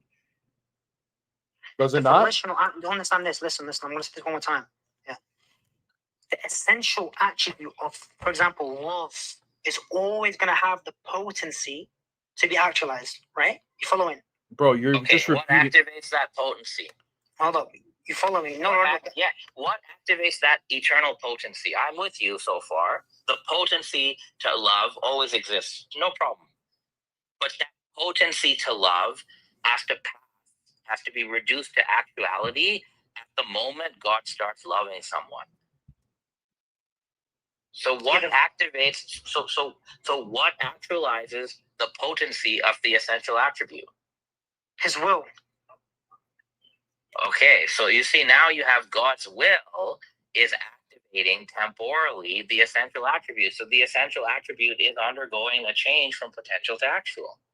And then the next question for you is, what causes the will to begin to actualize the essential attribute. You Ooh. see, we're just going to have a whole bunch That's of tough. stages here, and you're going to have some temporal action within God to get this going. Yeah, that's tough, brother. That is tough.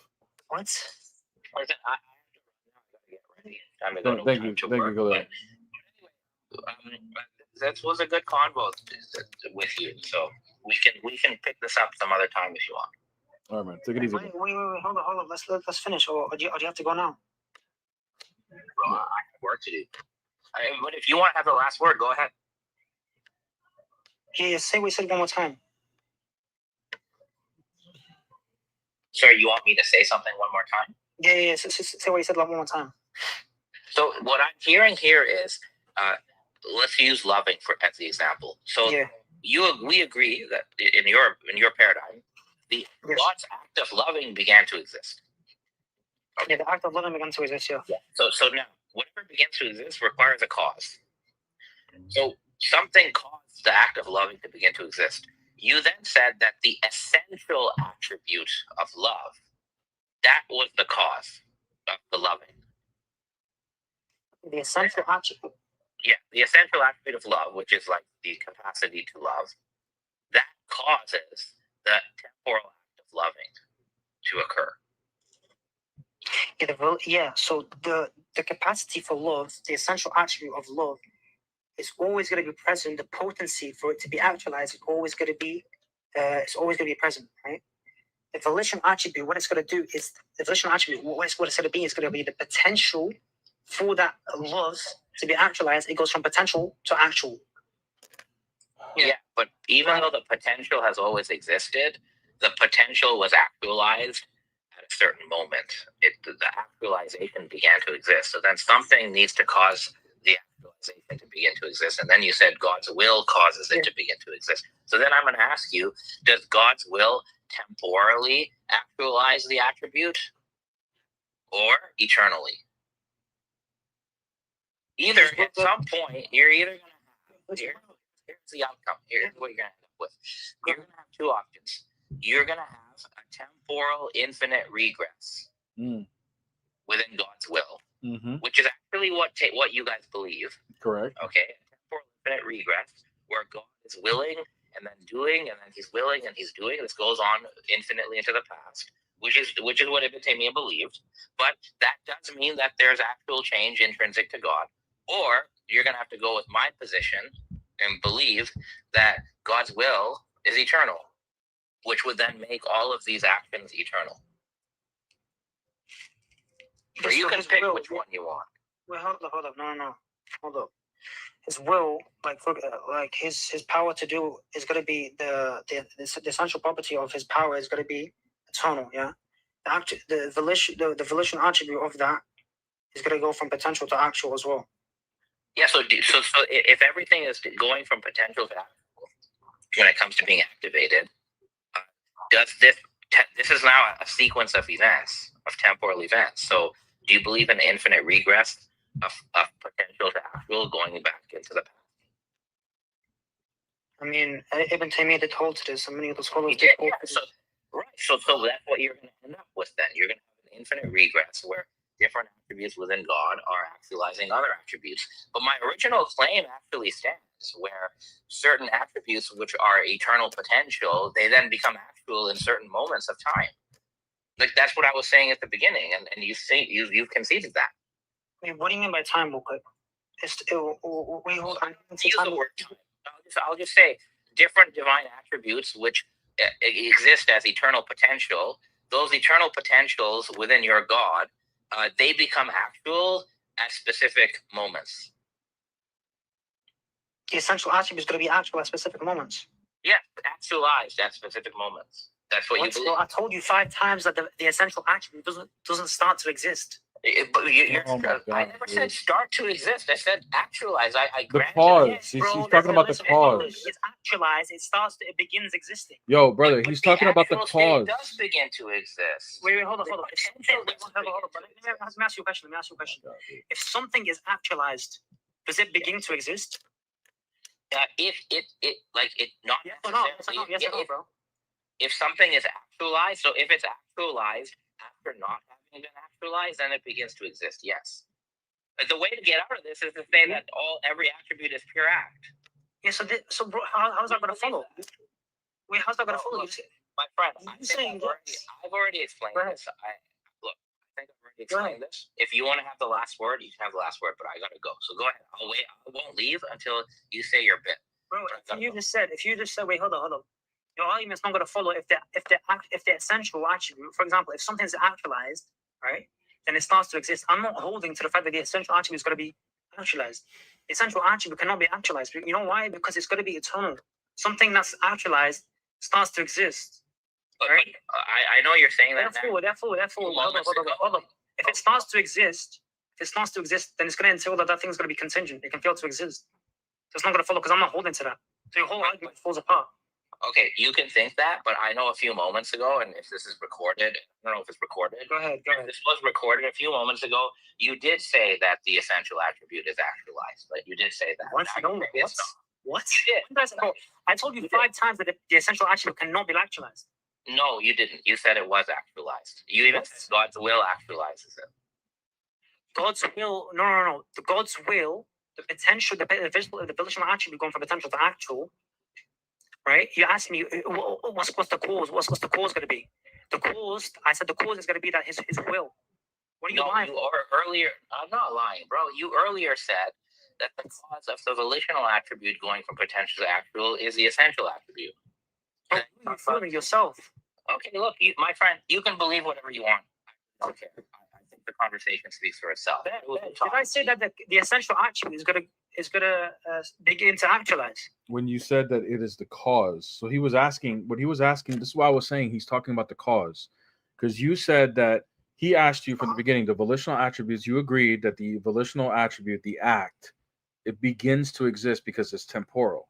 Well, then he asked you, okay, well, doesn't anything that begins to exist have a cause? Then you tied the cause to the essential attributes. And then he asked you, and this is where things started to get crazy. He asked you, well, then did that cause begin? And did it go from not causing to causing, which would be sequential, which would be an actualization. So you're affirming that the essential attribute is actualizing by causing. That's what he's saying. Bro, even if I affirm this, the essential attribute is not causing itself. That would just be entailing that the essential attribute is going to be, that the volitional attribute is going to be depending on the essential attribute. Right. No, and he granted that to you. And I'll grant it to you too. I'll word it a little bit differently. Okay. So we'll grant it to you that the volitional attribute is dependent on the essential attribute, which is eternal, and the volitional attribute is temporal. Okay. No problem with that. The problem is if the essential attribute begins to cause the volitional attribute, then what he was saying even further was, well, then what caused the essential attribute to begin causing the volitional attribute? And it becomes an infinite regress. Yeah, so even you at least real quick. Do you at least understand what I just said? Yeah, no, I understand what you said. I mean, many scholars hold this position. Like Ibn Taymiyyah holds this position. Well, that's why he said. That's what he said. You would have to hold Ibn Taymiyyah's position, where there's an infinite regress. Yeah, there's it. But then that would lead to absurdity, because what is cause it? What's the beginning cause of all these causes? Are you asking me? I mean, you don't. It's just a rhetorical question, but you can answer if you want. But that's the problem. That's the argument that he would be presenting. That's what he's saying. So when he was saying, no, you didn't use the word the essential attributes actualize. I'll grant you that. But what you did say is that the essential attributes cause the volitional attributes, which what Khalil is trying to say is that's an actualization, whether you admit it or not. Because the cause is being caused by it went from not causing to cause. That's an actualization of the essential attribute. So if the essential, let me word it one more time. If the essential attribute is to cause the volitional attribute or the temporal act, then by going from not causing to causing, that essential attribute is actualizing. That's what he's saying. No, his will is going to be present as well, because it's the cause of the volitional attribute is going to be as well. Okay, because but then will is going to be... did he always will for the essential attribute to is the will always eternally causing the essential attribute to eternally cause the volitional attribute in time? Is the will going to be eternally causing the essential attribute? Yeah, or did it go from not causing to cause? The will is not going to be actualizing the essential attribute of love. No. The Okay, essential attribute of love is going to always exist. right, It's gonna be right. But eternal. is it always actualized as far as causing the volitional attribute? The essential attribute is not going to be actualizing. It's not actualizing itself, because if it's actualizing, then it begins to exist, which would not follow. Okay, So no. let's not use the word actualizing. Is it always Okay. causing the volitional attribute of love? Yeah. So the essential attribute of love is going to always have the potency to be actualized, correct? So then the volitional attribute is going to be the will of Allah, right?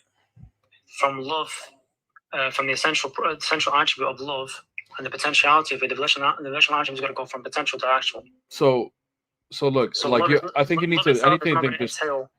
I- Love itself is not going to entail loving. Just because you have love, it doesn't mean you start. Okay, great. Uh, So the answer is no. It's not always causing it, right?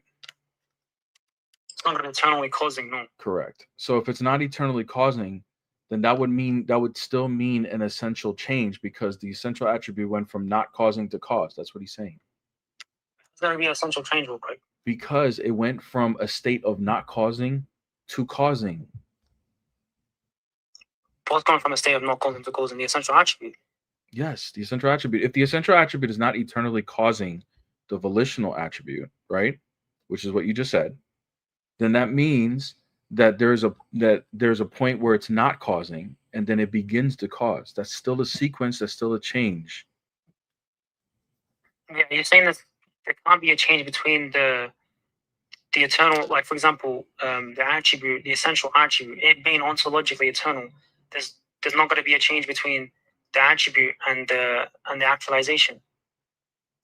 Yeah. Well, let's put actualization to the side, because I think I think you think I'm trying to misrepresent you by using that word. I'm not trying to. So when we're talking about like the cause of the action, right? The loving action. I'll grant you that the act of love of God's love doesn't need to be eternal. It's temporal.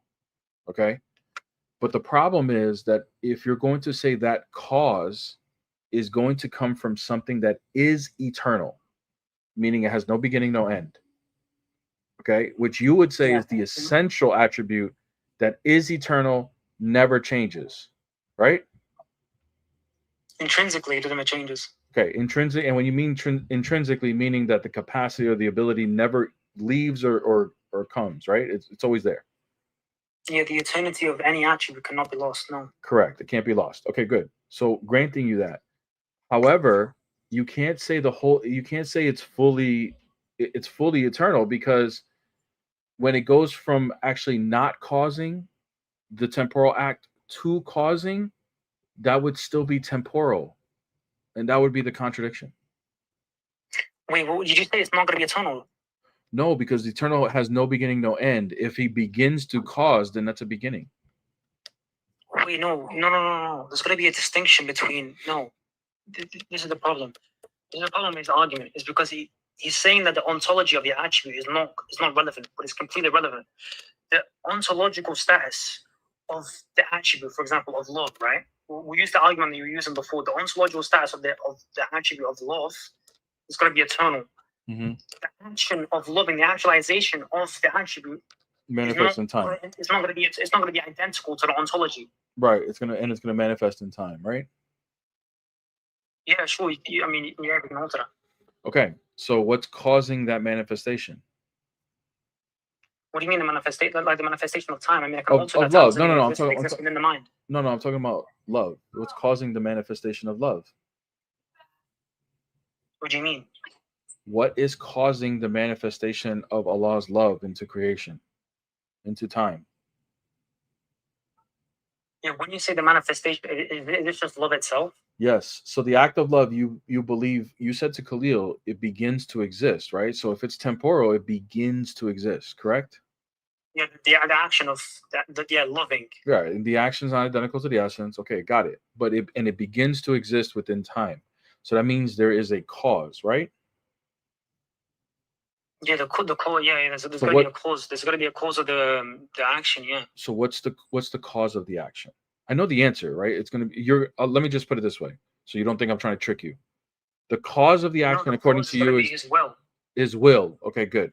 Yeah. Is his will always causing the existence of love, the act of love? The act of love, the action of loving. Correct. In time, yes. Is the No, will always no, causing that? no. Okay. No. So if the will is not always causing that, then the will then had a time where it didn't cause, and then it began to cause. Okay, one second. The will itself, it doesn't have to cause. It doesn't have to cause. It doesn't necessarily have to be always present. It doesn't need to. The volitional attribute of having the will. What are you saying? What? I'm not tracking. Okay, here. This doesn't make sense. Let me try. I'm gonna try it like this, and if you don't get it, just think about it, and you can come back or something. Okay. So for example, if we were to look at the will as an object, right, like a light or something, okay, and I'm not trying to be. I'm just really. say it I'm one more not. time. It's fine. You don't need to like give me an example. Just say it one more time. Okay, I'll say it one more time.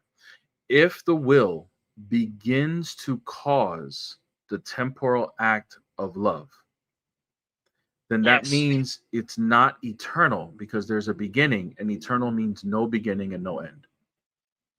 Okay, so the action of his will is going to be distinct from will itself. He's eternally That's going to fine. always have this all powerful will, correct? That's fine. I will Okay. grant you the distinction between the actual action in time and Allah's essence or attribute. Yeah, so okay, I'll the grant that. actualization of the will is not going to be eternal. That's fine. Yeah. Got it. But The what's will itself is going to be eternal. good is the will always causing that love? It's not going to be eternally causing the love. No. Okay, so then that means it went from not causing to causing. That's temporal. That's what Khalil was trying to say this whole time. Yeah, the will is not the will. The actualization of the will is not going to be eternal anyway. Got it, bro. Okay, man. I don't think you're grasping it, but it's all good though. But thanks for coming up. Appreciate it. Yeah, that's tough. I'm not gonna lie. That is tough, and I appreciate Khalil actually breaking it down because that actually it proves my point even more of what I've been trying to point out to. What's up? Good. How are you? Good. Are you Muslim? Awesome. No, I'm an ex-Muslim. Okay, brother. All right. Yeah. I'm only looking for people who disagree at the moment, but I'm glad you left this. Oh, okay, got you. All right. No problem, brother. Take it easy. All right. You too. Bye-bye. Yeah. No, that's actually. I mean, what Khalil did is what I've been trying to. I use the example of a light, right, all the time. But the way he just broke it down, what I've been trying to argue with, there's still a change, even in the essence. Even if you say that the act is temporal, it actually brings another level to the argument. Honestly, like what caused the act to begin to exist.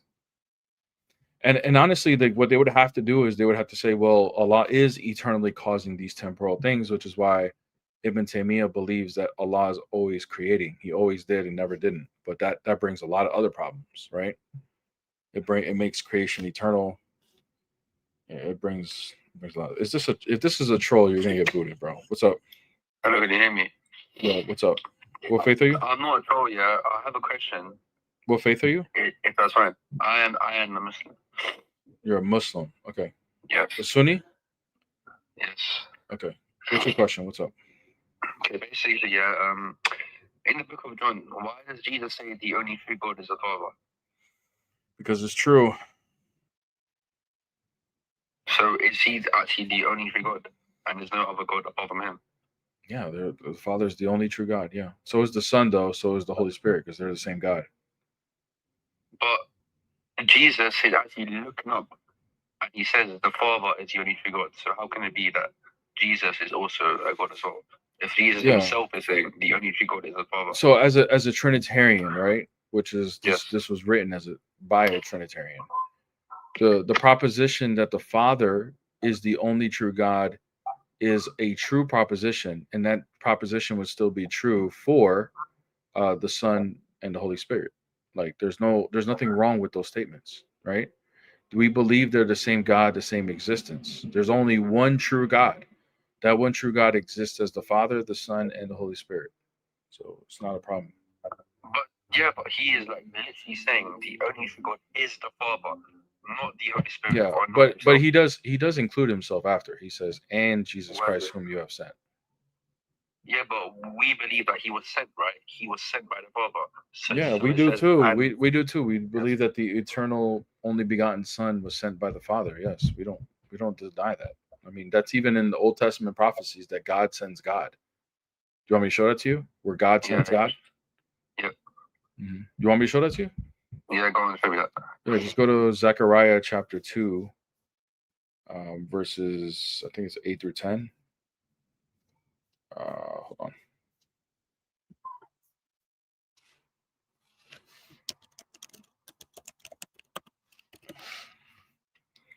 on. Zechariah chapter 2, verses, yes. Verse 8 says, "For thus said the Lord of hosts, after his glory sent me to the nations who plundered you, for he who touches you is the apple of his eye." So we're going to begin quoting the Lord of hosts, which is God. And he says, "Behold, I will shake my hand over them, and they shall shake plunder for those who serve them. Then you will," this is still God's quote, "then you will know that the Lord of hosts has sent me." So why is the Lord of hosts, who is God, saying that the Lord of hosts sent them?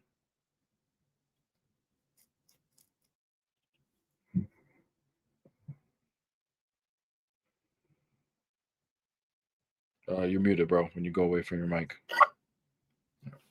I'm not too sure, but all it does say is that the Lord has sent me. I'm not too sure where it says the Lord has sent the Lord. Yeah, because look at verse 8. Read the beginning of verse 8. It says, "For thus said the Lord of hosts." And the rest of verse 8 is introducing a quote from the Lord of hosts. Then verse 9 is the quote. And the ending of the quote says, "Then," this is still the Lord of hosts speaking, "then you will know that the Lord of hosts has sent me." What about in Exodus chapter 7, verse 1, where it says that Moses is God as well? Yeah, that's just, he's saying that you will be like Elohim to Pharaoh. And that's So because he is like God. Yeah, because Moses, who has a speech impediment, was insecure about speaking to Pharaoh about what he was supposed to go talk to him about. Yeah. But because of his lack of faith, God brought in his brother to be speaking for him on his behalf. So he said Aaron will be like a prophet. So a prophet speaks on behalf of God. So if Aaron is going to speak on behalf of Moses, and Moses is speaking on behalf of God, Moses will be like God to Pharaoh. That's what he's saying. Oh, okay. And I have one final question, if that's fine. Yeah, go ahead. Why is it that Jesus does not know the hour? He does know the hour. Just the word in Greek it just means to make known or to reveal. It's oiden. So. Okay, then. That's all. All right, brother. Take it easy. See you soon. All right, guys. Thank you, guys. I got some more super chats. I don't have sound effects, guys. I am traveling. I'm out. I'm not home. I'll be out of the state of Florida for at least a week. Hold on. Something's going on here. Why is it doing this? There we go. Oh, okay. Never mind. That's why. All right, let's go to the super chats. And I don't have, well, you know what? I could do these sound effects. 1 second. I'll do the TikTok sound effects. All right. 2551 ABC. Quran is nothing but plagiarized versions of the Talmud, 60 to 70%. Legends of the Jews, and 5 other belief systems. Total BS. Yeah. I don't disagree with that, brother. But thank you for the super chat. Thanks for supporting. And then also super chat from BD Cars. Thank you for the super chat, bro. Has nice ice skating shoes on. That's right. I got the Santa hat on, bro. I'm ready. I'm in the cold weather too. I'm not in that warm weather like I normally am. And Gabe, thank you so much for the super chat. Santa Bear bringing cold to these naughty Dawa. That's right. We got to bring cold to them. They don't even celebrate Christmas, but we're going to bring that anyway. And then also VD Cards with the other super chat. Thank you so much. Is that Khalil Aldani? Yes, Khalil Aldani. That was a Khalil Aldani earlier on the panel. Helping me actually strengthen my love argument, to be honest, even though he said it's not, he doesn't think it's a good argument, but he was definitely arguing with them for it. So, all right. Let's see. Hello. Hello. Are you Muslim? Yeah, I'm Muslim. Are you Muslim? I'm the true Muslim. I worship the only true God, the Father, Son, Holy Spirit. Yeah, the Holy Spirit. Yeah, which Holy Spirit? The one in the Bible. The God of Israel. And which Bible? Take your pick, whichever one you like. Because we have a different Bible. You tell me if you believe in King James Version. I mean, it's okay. What's mean okay? Yes or no? It's just a translation. It's not a different Bible. Yeah, but how did the Bible become a Bible? Do you know what is the Bible? Through our councils by the church fathers. And what do you believe the church fathers is the church father inspired? Of course, when they're in councils, yeah, they are. You were inspired by who? By the Holy Spirit. And the Paul as well inspired? Of course. So why do you disagree about Jesus Christ's divinity? Where do you disagree with that? In the first 100 years. Huh? In the first 100 and 200 years, they have been debating over this in the Council of Nicaea and many councils. They didn't have all the Bibles, and not everybody had access to all the New Testament in the first 300 years. Yeah, but that's what I'm trying to tell you. How do you know this is what you have is inspired? Because when we went through the Council of Nicaea, they brought the evidence, and the councils were with the church fathers. What evidence? They brought scriptures, liturgies, all kinds of different evidence. You know how many? You know how many thousand are there? How many what? How many are there? How many are? How many? Just How many are what? This manuscript. They bring all this together, all this evidence. I don't know. Why would that matter? It is matter. Look. It's a chain broke many times. As we're going from you can't prove that, brother. You can't prove it. How do you prove that this chain was broken? I proved to you. All right, go ahead. I'm gonna prove it. Easy. Easy. If you go to any easy, if you have a Bible with you. I got one on my computer. What's up? What's the broken chain? The Bible's gonna tell me there's a broken chain. Owen, I will show you that the corruption is big. It's big proof of the chain. Okay, bro. If you want to see them, if you want to see the murder, see the guns and the body falling down. Brother, you gotta watch your language on TikTok. Please don't say unalive, say pew pew. Don't use these words, please. If you want to see something, did you hear me? Did you hear me? Yeah. Okay. I said, hold on, brother. Hold on. Before we continue, you gotta watch the words you're using. Don't say unalive. All right. Thank you. I promise you. Okay. So if you want to see an alive person, if you see someone say, "Oh, is someone unalive in the floor?" How do we know? You see him unalive in the floor. You see. One second, bro. One second. I'll be right back. Hold on. 1 second, bro.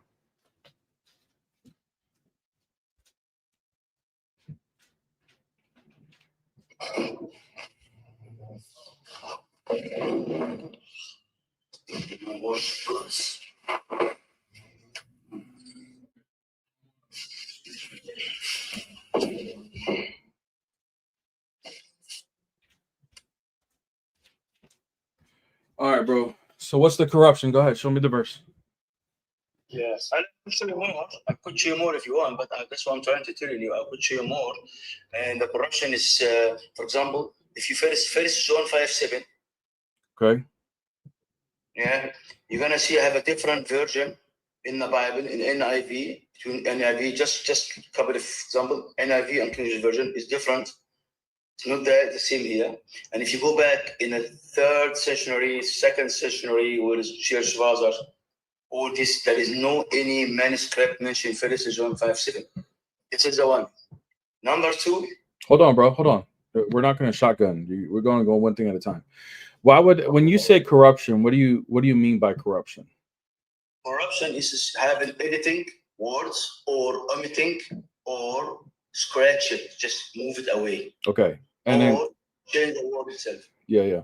So you know that the reason why this got changed later and we didn't see it in some earlier manuscripts is because some of the earliest manuscripts, it was deleted by Arians, people who were trying to disprove the Trinity, and they removed it on the earliest manuscripts because we have church fathers quoting 1 John 5:7 in the early centuries, like second centuries or maybe third.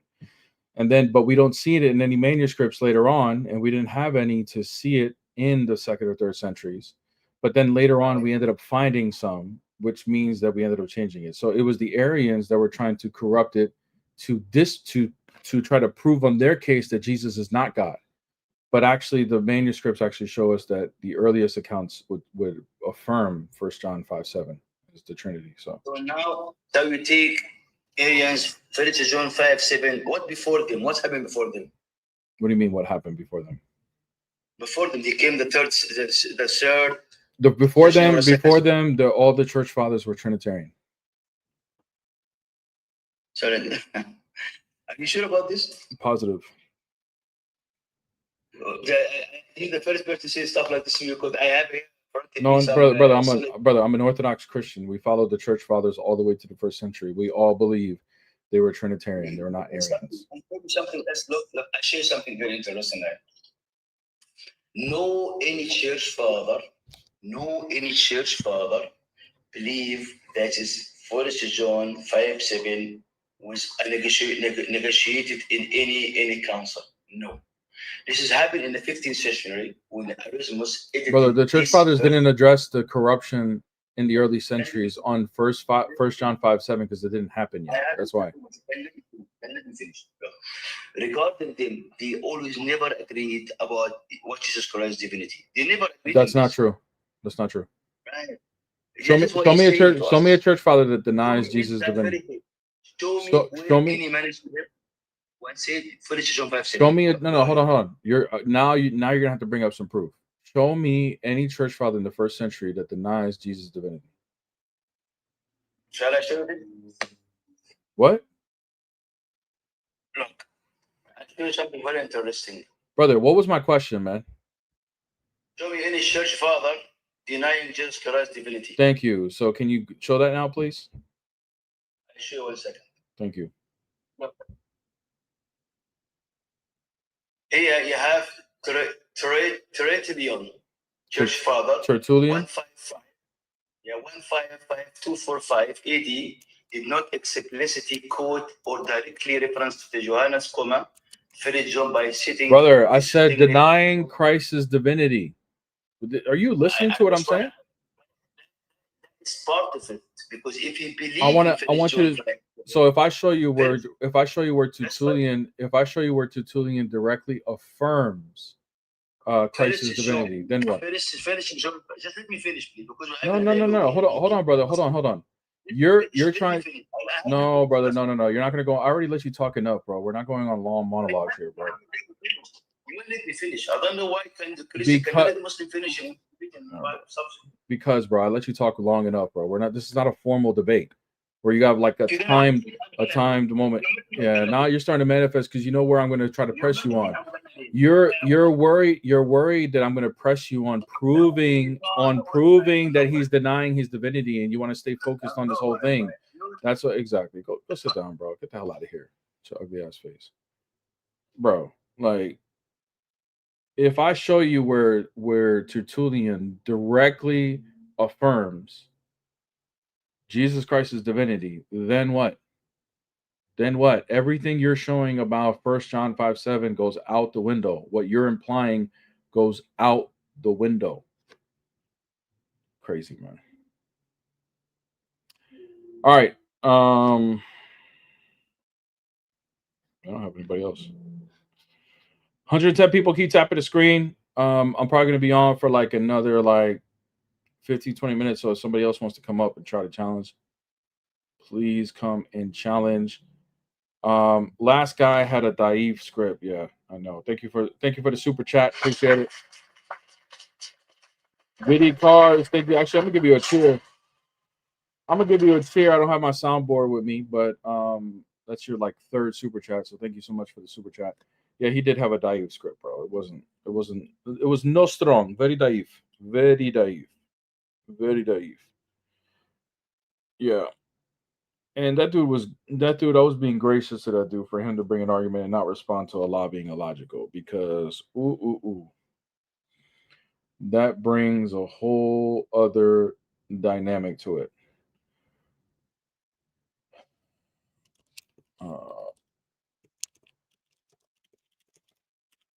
Amin is texting me.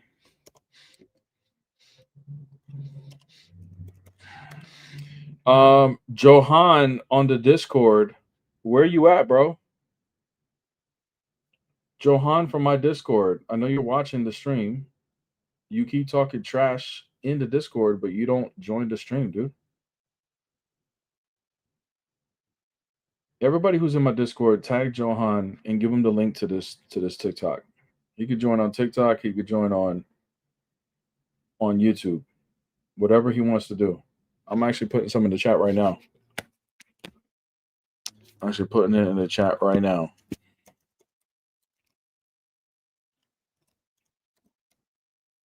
Tag him. Everybody tag him.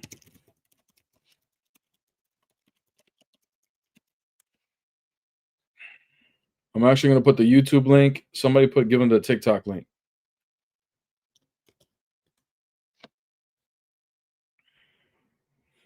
I put the link. I'll put the link in the Discord for Johan to join, and he won't join. Look at everybody tagging you, Johan. You were talking so much trash in the Discord, but where are you at right now? I'm calling you out. Step up to the plate and present your view on this, please.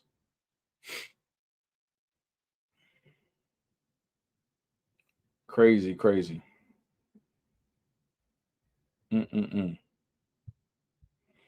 Low tier. Bears low tier. Everyone's low tier. Oh no. Guys, when the Muslims start telling you you're low tier on multiple occasions, you're doing something. You're doing something.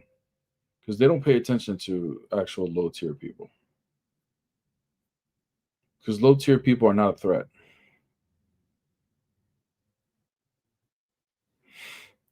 Low tier people are not a threat. So why would they even care? Why would they even care? You can request up if you want. Johan, we waiting for you, gang.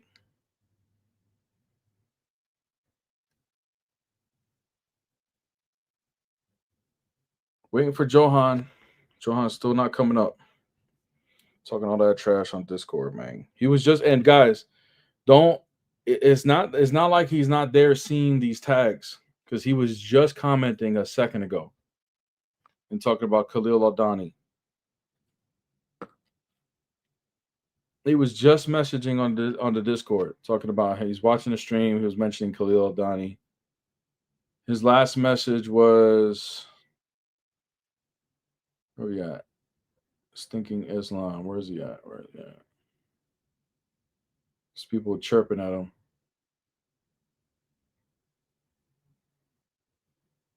I had to go do my prayers. 2:22. There we go. 2:22. That was 4 minutes ago. 4 minutes ago is when he was chirping in the chat. Where he at? Where he at, gang? Crazy.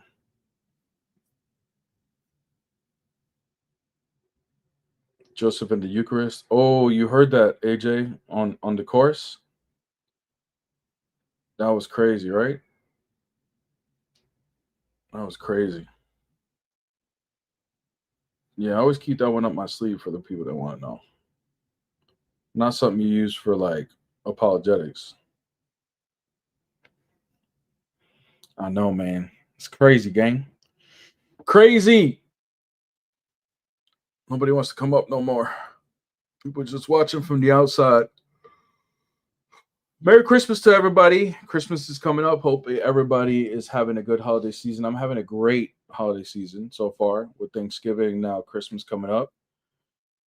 Past like 2 or 3 years has been rough in my personal life, but things have made a big turn this year.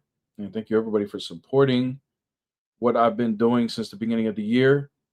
I think we're about to hit 9,000 subs on YouTube. I would like to hit 10 before the new year, which is what I was hoping for, but we'll see what happens.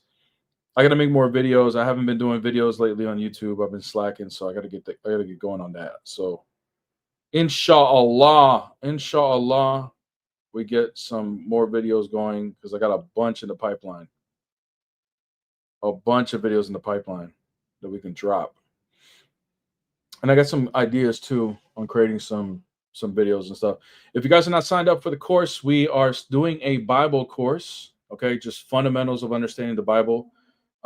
Genesis 1 through 11. A lot of people don't realize that is the grounding of our theology, just in those 11 chapters. Now it continues, obviously, but the first 11 chapters really get the grounding of our whole theology in the first 11 chapters. So if you are interested in joining that Bible study class, it's once a week, every Wednesday, 9 p.m. Eastern Standard Time. But if you join the course, you don't have to be there present because it's recorded and you can watch it later. Okay. So if you are interested in that, go ahead and hit the link tree. You'll see the course. It's called Bear Foundations, and you can join the course. And we're doing just study the Bible together. And if it's a success, which so far it has been, we have quite a few people signed up. I will do another one after this. So this will probably take us like another 9 weeks to complete. And once we complete it in 9 weeks, I'll probably take a little break and then get started for the next class. So if you guys are interested in that, if you guys like it, you guys can join it. It'll definitely help anybody, even if you're, and I'm not necessarily doing the course so you can become a better debater, guys. I mean, I think debating is something that you need to be called to do. However, I did the course more designed for anybody who is a follower of Christ. If you want to learn, if you want to have a better grounding in the Bible, whether, as long as you're a Trinitarian Christian, this is going to help you out.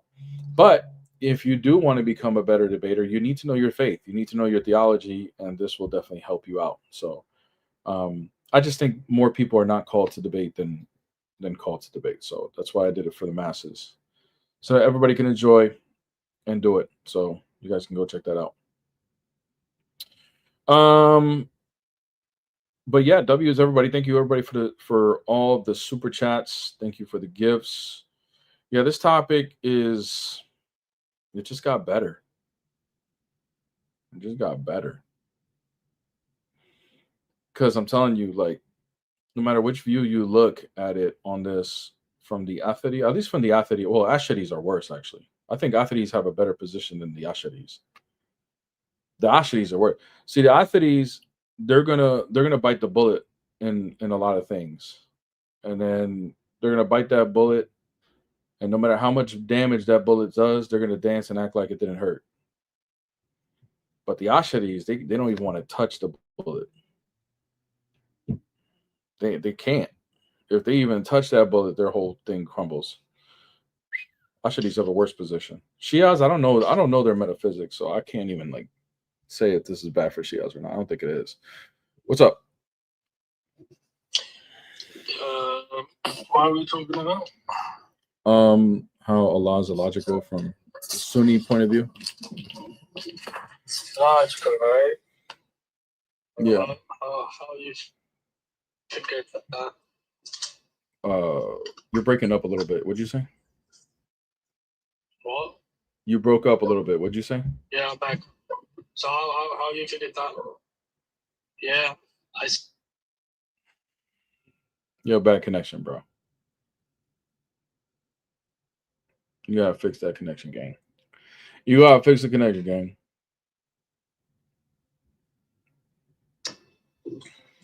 Yo, G. What up, G? So, I was asking how you figured that, how you came to this conclusion. Yeah, because if you guys say that him being the most loving is an eternal attribute, then who was he loving? Who was he loving for creation? Right. So if even if there was nobody that he loved or to show love to, does that mean that he's not loving just because there's no one he shows love to? Yeah. Does he need creation in order to show love? When you say need creation, you know that God does not need anything or anyone. Right. So if he doesn't need creation to love, then that means he can love before creation, right? But he's got the loving attributes before he created his creation. Oh, what? Say that again. For example, one of the attributes of God's love, right? The loving, right? Mm-hmm. So he's had that attribute even before he created. Yeah, I got you. But can he express that attribute before creation?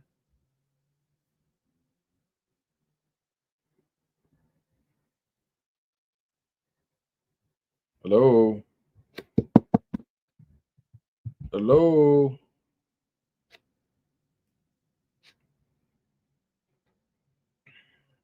Job, where are you at, Job? Job. Where are you at? Where are you at, Job? And Job had a drop. Job, why'd you drop, buddy? Did you see the contradiction already? So quick.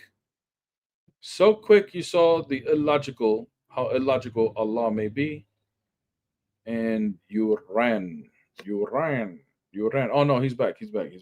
Inshallah, Habibi. Did you answer the question or no? You were breaking up, bro. You were breaking up. Your connection sucks. It's all right now. Yeah, it's good now. Go ahead. What's your question? So why I was asking, right? Just because there's nobody that he can express his one of his attributes to, does not mean that he does not have it. Would you agree or disagree? Yeah, I'll grant you that he had. Okay, now I got an echo, bro. You got to take me off the car phone or whatever. All right. What? Okay, there was an echo.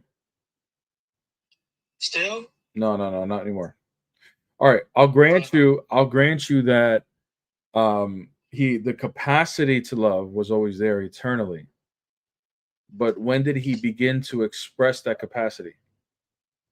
Was it during creation?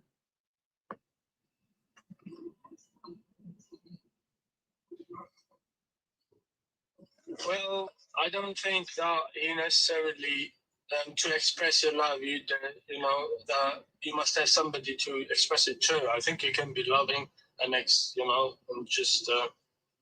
Okay. So then the act of love you're saying starts within creation? No, the expression of love, right? That's the word that you used. Or expression, yeah, that's fine. We use expression. But the act of love itself can be already there, even before. So did the expression of love begin to exist?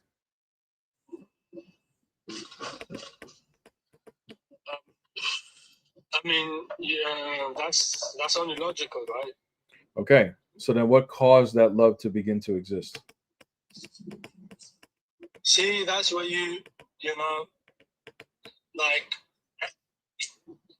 waste the time, right? Because I thought we agreed that when the fact that you don't express your love does not necessarily mean that you don't have it. Brother, I already granted that to you, but you said that the act of love. You said that the act of love began to exist. What caused it to exist? No, it was always like that. So he always loved. So the act of love always existed? Yeah. Okay, so then who was he loving before creation? Doesn't matter. What do you mean it doesn't matter, dude? What do you mean?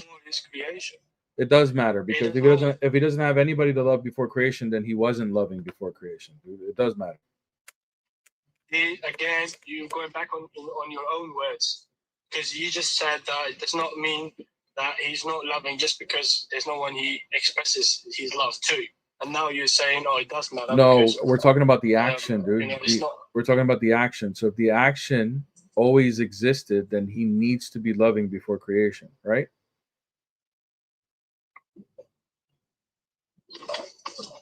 Yeah, but it does not. Just because there was nobody he could express his love to, does not mean that he was not loving, right? Do you agree? Brother, no, I don't necessarily agree. But going back to it, let me just grant it to you that the capacity for him to love was always there.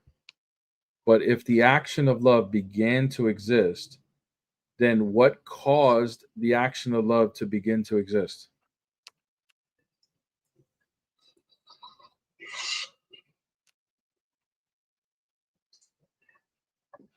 Well, if let's say you are single, right, and you want to have a wife, right? So you want to love your wife, right? Is that correct? Bro, I don't know how this answer is. What causes Allah's love to begin to exist? What causes it, dude? Well, then we have to go back to your initial agreement, because first you said that you agreed. So I'm saying to you, right, Oh my that God, this bro. is fallible. Oh my God, bro. This can't be that difficult, man.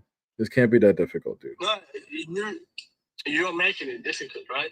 I'm making it difficult, dude. What caused Allah's love to exist, bro? Oh my God, he left. Oh my God, bro. Dude, why is this so hard?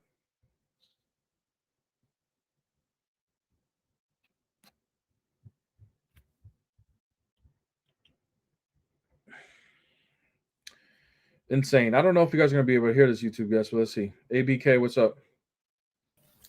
Hello. Can you hear me? Yes, Habibi. Are you Muslim? Yep, I'm a Muslim. Okay. Do you believe? Are Okay. you Sunni Muslim? Yeah. Okay. So do you believe your God is illogical? No, I don't. Actually, I was here to ask question, not to be asked. Well, this is my live, brother, not yours. So I'm gonna ask Yeah. you the question. Okay, I get it, but okay, fine. But can I ask questions? After we're done with my topic, yeah, sure. Okay. Sure. Okay. All right. Do you hold to Allah's 99 attributes? Yeah. Okay. And that means you believe that he is the most loving and that is eternal, correct? Yeah. Okay. So if he is the most loving and that is eternal, who was he loving before creation? That I think that is embedded in his personality. That's not how he shows things, but he is eternally, it has that. It does not have to show it to means he does not have to give evidence for that. Okay. When does he begin to show it? At creation. Okay. So then he begins to act on this ability before creation. At creation, correct? Yeah, he had that before, but he acted on that at creation. And can he act on this ability before creation? Is he able to? Yeah, sure. Okay, so how can he act on this ability before creation? The ability to love. And I think it can be for angels. It can be for the upcoming humans. Before creation. All of those things are creation. Before creation, how can he act on the ability to love? Yeah, he can love for the upcoming creation in his mind. That would just be loving his thoughts. That's not actually loving another. Loving is relational. Would you agree? Yeah. Okay. So loving your mind is not relational. That's just that wouldn't be the same thing. So how can he actualize this love before creation? Okay. Yeah, that's a question. Yep, that's a question. That's a question. Yeah, I know. I don't know I don't know much, man, but I try to answer the question, but I'm not a scholar on Muslim apologetics. No problem, bro. Okay, bro. Yeah, But you at least agree it's a question. I'm not saying you should know the answer, but it at least is. You see it as like it could be a problem if you can't answer it, right? that's the question. Yeah, Okay. fine. All right. Well, you should research that answer. But go ahead. What's your question for me? Yeah, my question is about the title you have put it on. Jesus is God, not Allah. Mm-hmm. Yeah, I can prove Jesus is not God. Okay. Go ahead. Okay. Yeah. Okay, in the Greek manuscripts or the Greek language, when you see New Testament in Greek, it's always whenever Jesus is worshipped or means told to be worshipped, it always have word proskuneo, but it doesn't have the word lutreo. Lutreo is the word when when it is meant to worship God, God Almighty. But proskuneo is can be used for the word to give honor, to give respect, but never to worship anyone. But the lutreo word is always tend to worship God, and lutreo has never been used for Jesus. Always proskuneo. When Thomas worship Jesus, it is always proskuneo. When on the boat, when all the disciples bow down and worship him, it is also proskuneo. So Jesus never received worship as a God in a lutreo form, but they bow down and respected and honor him as a proskuneo. So here's my argument: proskuneo is not a worship, but actually a honoring thing, respectful thing, as you can show to a king, to your elders, and all the other form of other things. Yeah. Okay. How, how One can you? second. Yeah. Well, I mean that doesn't deny his divinity. Even if I were to But grant you that wouldn't deny his divinity. yeah, of course it does. Actually, Why? never. Yeah, because in the Septuagint, it always lutreo for the Most High. But in the New Testament Greek, it was always proskuneo. If you have to consider, if you have to point to God, you always use lutreo. It always have been lutreo for in the Septuagint, and it was also lutreo in the New Testament for the God the Father, but never for the God the Son. For your sake, it is always proskuneo. So how can you say that Jesus is worshipped as God, as Most High, when their verbs are always proskuneo in this term? Yeah. Hold on one second. Let me show you something. Yeah. Let me look at this first real quick.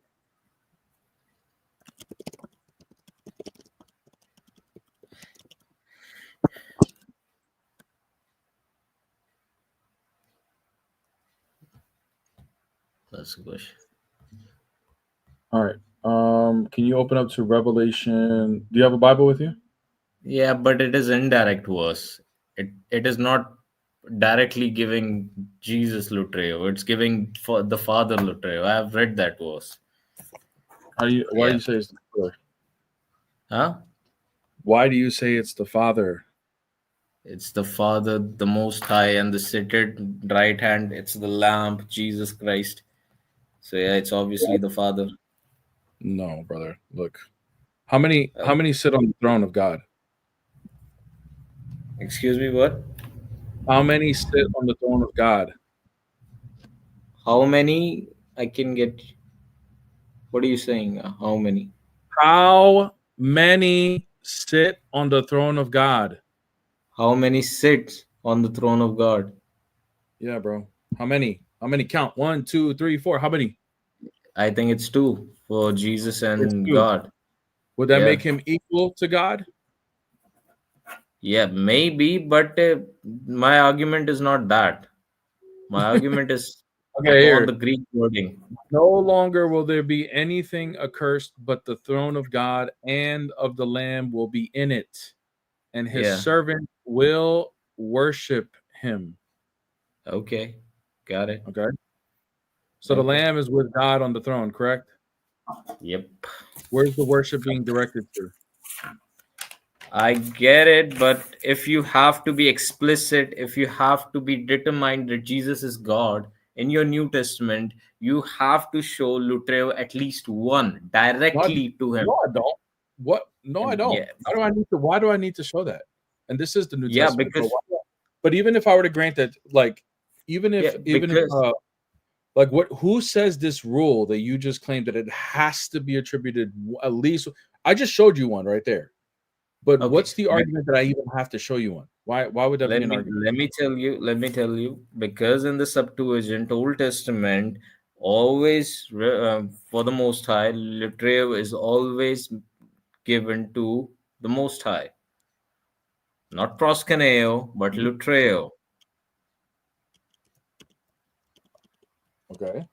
So what? Huh. Why would I have to still show that? Why don't I just show you other verses where it shows that he is the most high God? Why did it have to give a verbatim fallacy?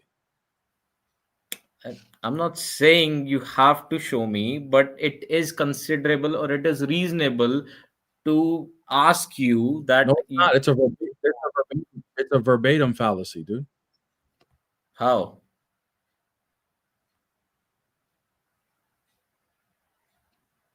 Do you know what a verbatim fallacy is? No. And that's why I'm asking, what is the verbatim fallacy? Okay. Hold on, buddy. Hold on. Sorry. My internet started like verbatim fallacy is like, for example, if I say you're a Muslim and you believe in Tawheed, right? Okay. Or let me use this as an example. Let me say you believe Jesus is the Messiah, right? Yeah.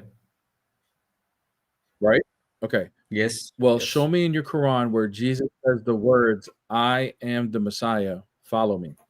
Show me one time in the Quran where it says those exact words. If you can't, it's not true. Okay, it doesn't have to say to in Jesus's word, but Allah said for him.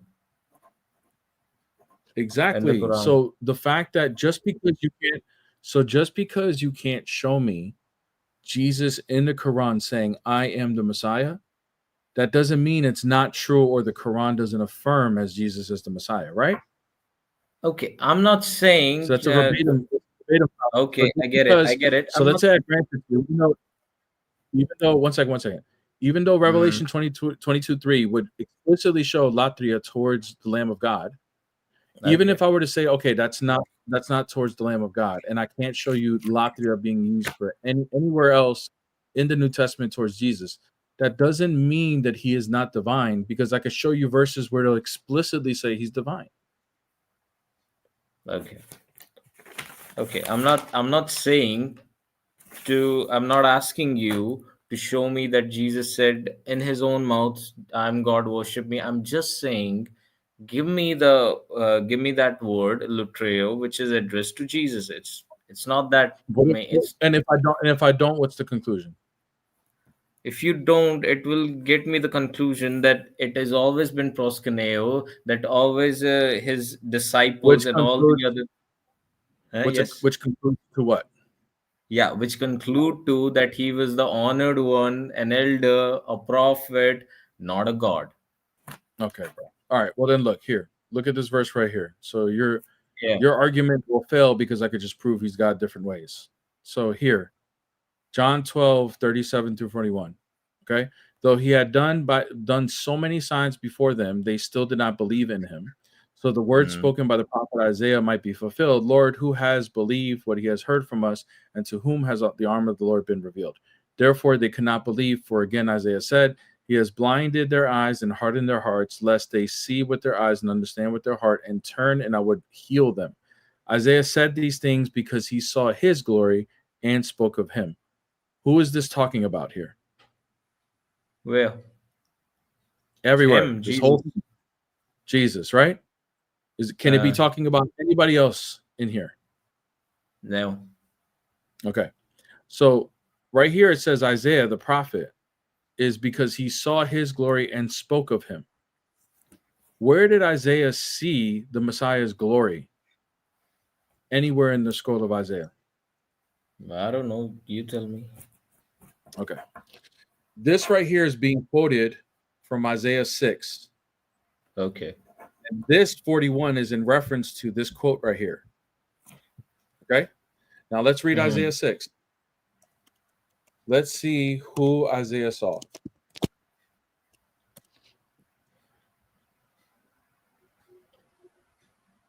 In the year that King Uzziah died, I saw the Lord sitting upon the throne, high and lifted up, and the train of him filled the temple. Above him stood the seraphim. Each had 6 wings, with 2 covered his face, with 2 covered his feet. He flew.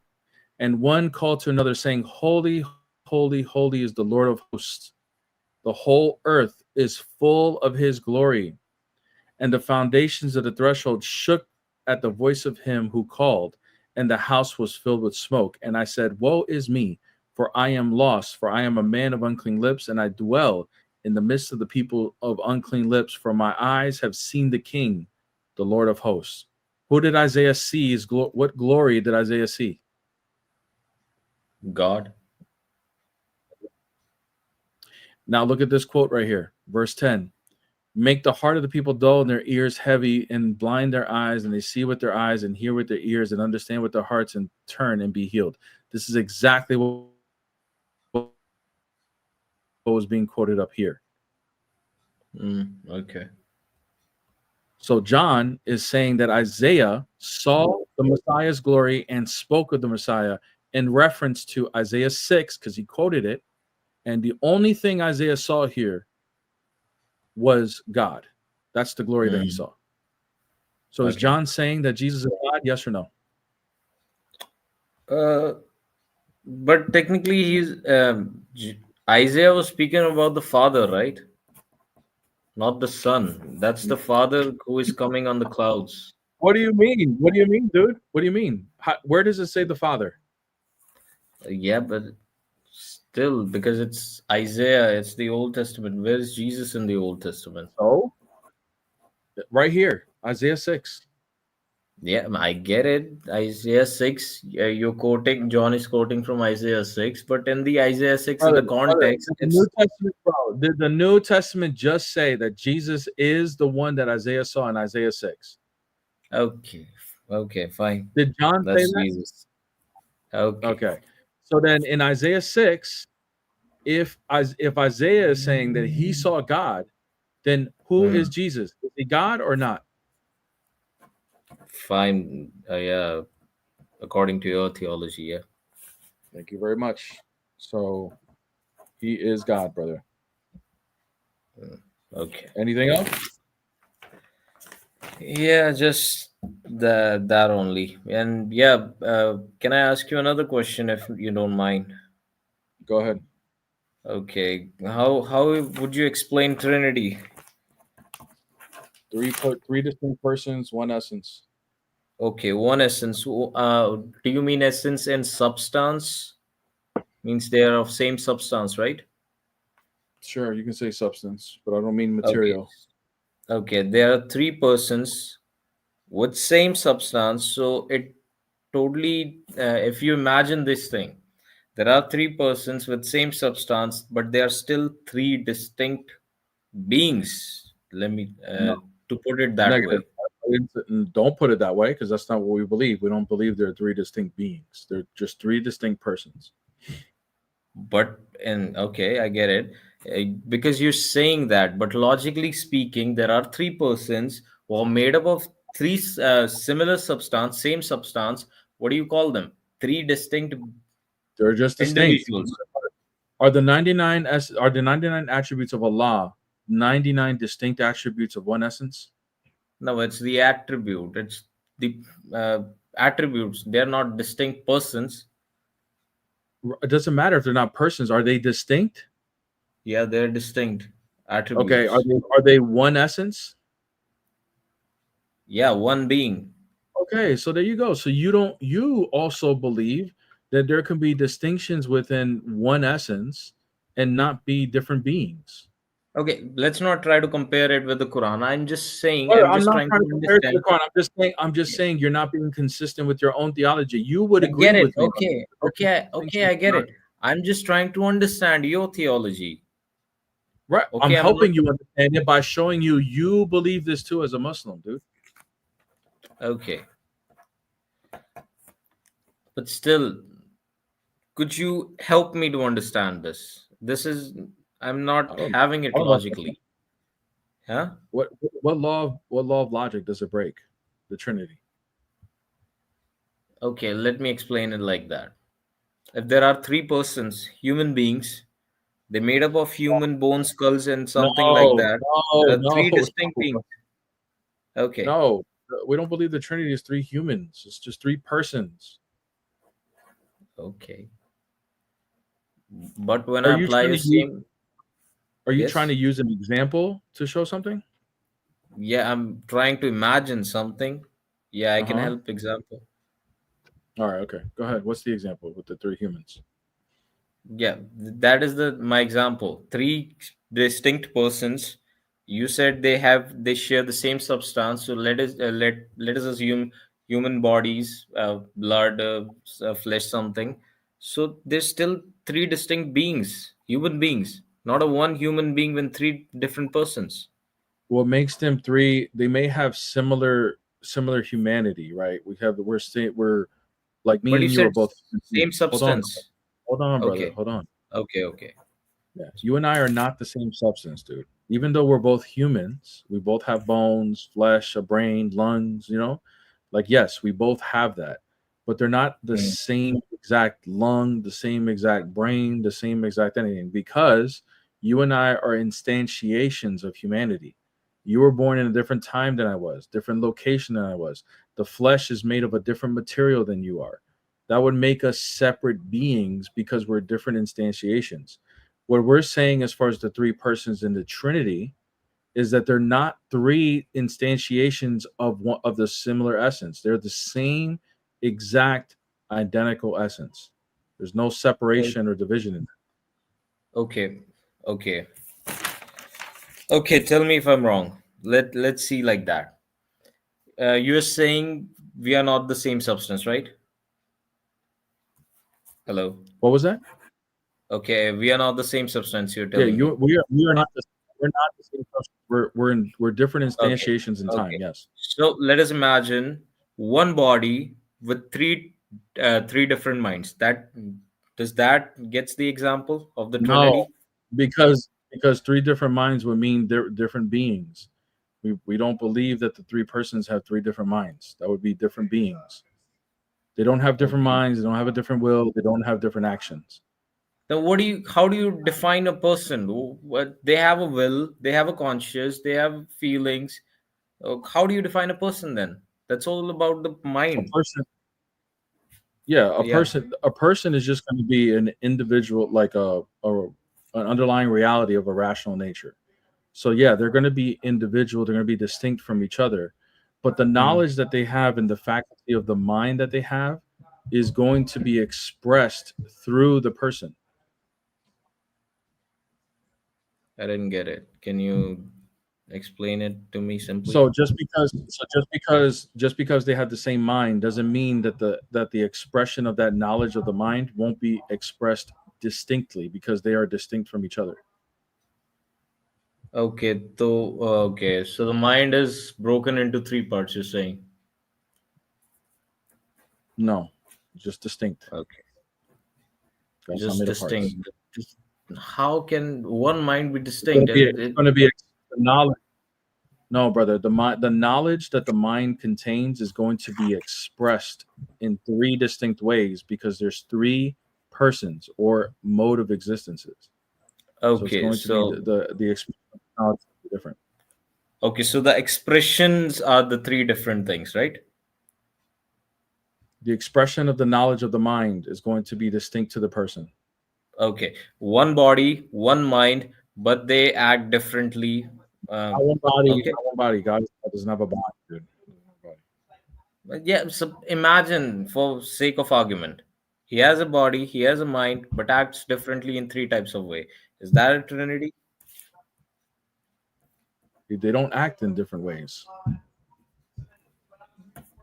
Okay.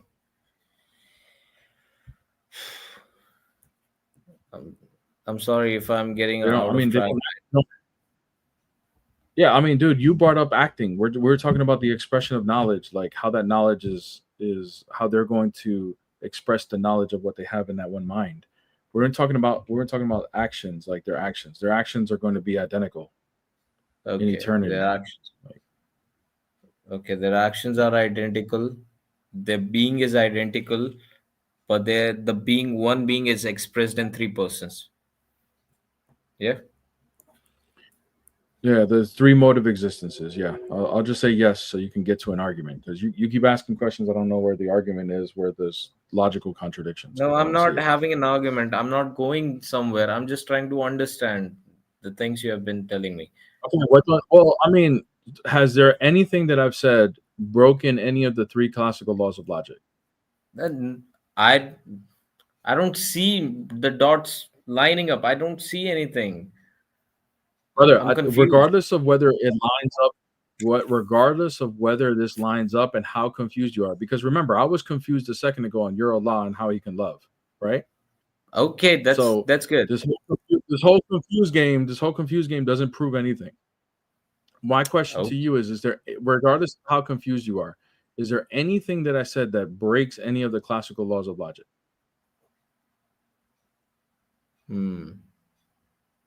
I guess no. Okay, so then what's illogical about the Trinity?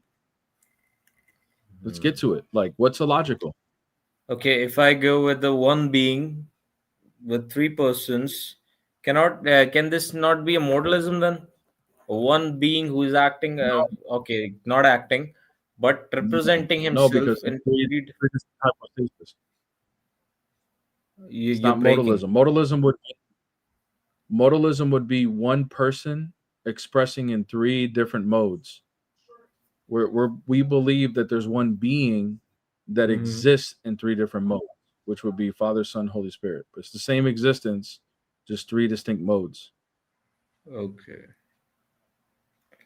Okay, man. Got it. Okay, thank you for having me, man. Thank you so much. All right, bro. God bless. Thank you. What's up? What's up, bro? Are you speaking to Squeezing me? for you. Oh, okay. I didn't know I was on. Yeah. It's okay. Let me. Yeah. I just wanted to ask a few questions regarding the same thing you guys were talking about. The Trinity. I only got like 5 minutes, so try to make it quick. Go one question. Let's see if we can get one question knocked out. Yeah. I've tried to kind of give it a little attention in recent time, which I even went as far as reading the whole Bible. And I got limited time. Let's go to the first question, please. Okay, then let's just do it another time. No, I just wanted to, because I really did not. I saw the Trinity in there. However, I did not see your explanation as to explaining the Trinity. Where you guys explain it, I did not. I don't think it's supported by the Bible at all. Why? Because I did not see anything that got to do with person who. It did not specify if God had person who. Brother, I'm not sola scriptura. I'm an Orthodox Christian. I go by the interpretation. I use the Bible, but I also go off of the church's interpretation of our theology. So what's the foundation then? The foundation is the church. Like yeah, what's the church foundation? What's the church foundation? Because every teaching has to be. The church fathers. The church fathers. What's the church father foundation of this Trinity being explained the way it is explained? That's what I'm asking. Through apostolic succession, we have unbroken chains from these church fathers that go all the way back to the apostles and Jesus himself. Yeah, but one thing that I realize is that the Bible teaches that we have personal relationship with God. So if we have a third party that giving us information that we have to use, at least we should be able to. Are you Christian? No, I was, but I'm not ready right now. But I'm still Okay, brother. open-minded. Everything you're saying right now, the relationship with God, this is all Protestantism believes. And Protestantism is not necessarily a flat-out heresy, but they believe in heretical ideas. So this idea that that we don't take from the church fathers is a heretical idea. Like, you can't even have your Bible without the church fathers. If you deny the church fathers, I you don't agree. even have a Bible. Okay, I agree. so you're But yes, still, if you give me everything that you said doesn't apply to me, brother. That's what I'm trying to tell you. okay, but I just want to know what applied to you, because I think that's a The church general thing fathers. that applied to everyone, right? The church fathers. The church fathers. So the church fight against the Bible, right? And then they teach us something outside the Bible. Don't you think we have to use the Bible as the reference if that is the case? There's nothing that the church fathers teach about the Trinity that contradicts the Bible. Nothing. It actually it's more in line with the Bible than any other explanation. It doesn't have to contradict, but it has to be at least supported. It is supported because it's the only way to interpret the Bible is through a Trinitarian lens without bringing fatal contradictions to the Bible. No, I don't think so, because I have a model which I think is way more better, simple, and everything. You have what? Yeah, I could be wrong. I could be wrong about something in there that may not be supported, which I'm waiting to accept whatever it is, because I'm just trying to learn. But the church's consensus on the interpretation of the Bible cannot be wrong. That's infallible. No, they're not perfect, are they? They what? Are they perfect? Yes. Are they flawless? Oh, the church fathers are flawless. The church fathers by themselves are not infallible as people, but when the church fathers are together in a council and they determine a theology dogmatically, then that is infallible. That's the Holy Spirit speaking through the church. Okay, since you don't have enough time today, when is your next time you're going to get on? Monday. Or what time you're going to have the kind of topic? Monday, 7:30 a.m. Eastern. I'll be live again. And you're going to have this kind of topic going? Mm-hmm. Yeah, I have it every day. Okay. Then I'm going to try to, maybe I'm going to be busy, I don't know, but I'll find one of these times to catch up with you so we can have, or can you send me your email or something? Let me send you whatever that I have so we can rather do a behind the scene and send you what I have so you can review it and then that way you can know what to expect. You can find my email on my profile on YouTube, but all respect, brother, I'm probably not going to read it. So just save your time. Just come back when I'm live again and we'll have another conversation. I'll have more time and we can break it down. Okay. But just understand okay, man. Have a good. Everything is grounded for me through the church, including the Bible and the church fathers. Okay. We can talk more about that the next time. All right, brother. Take it easy. Have a good day.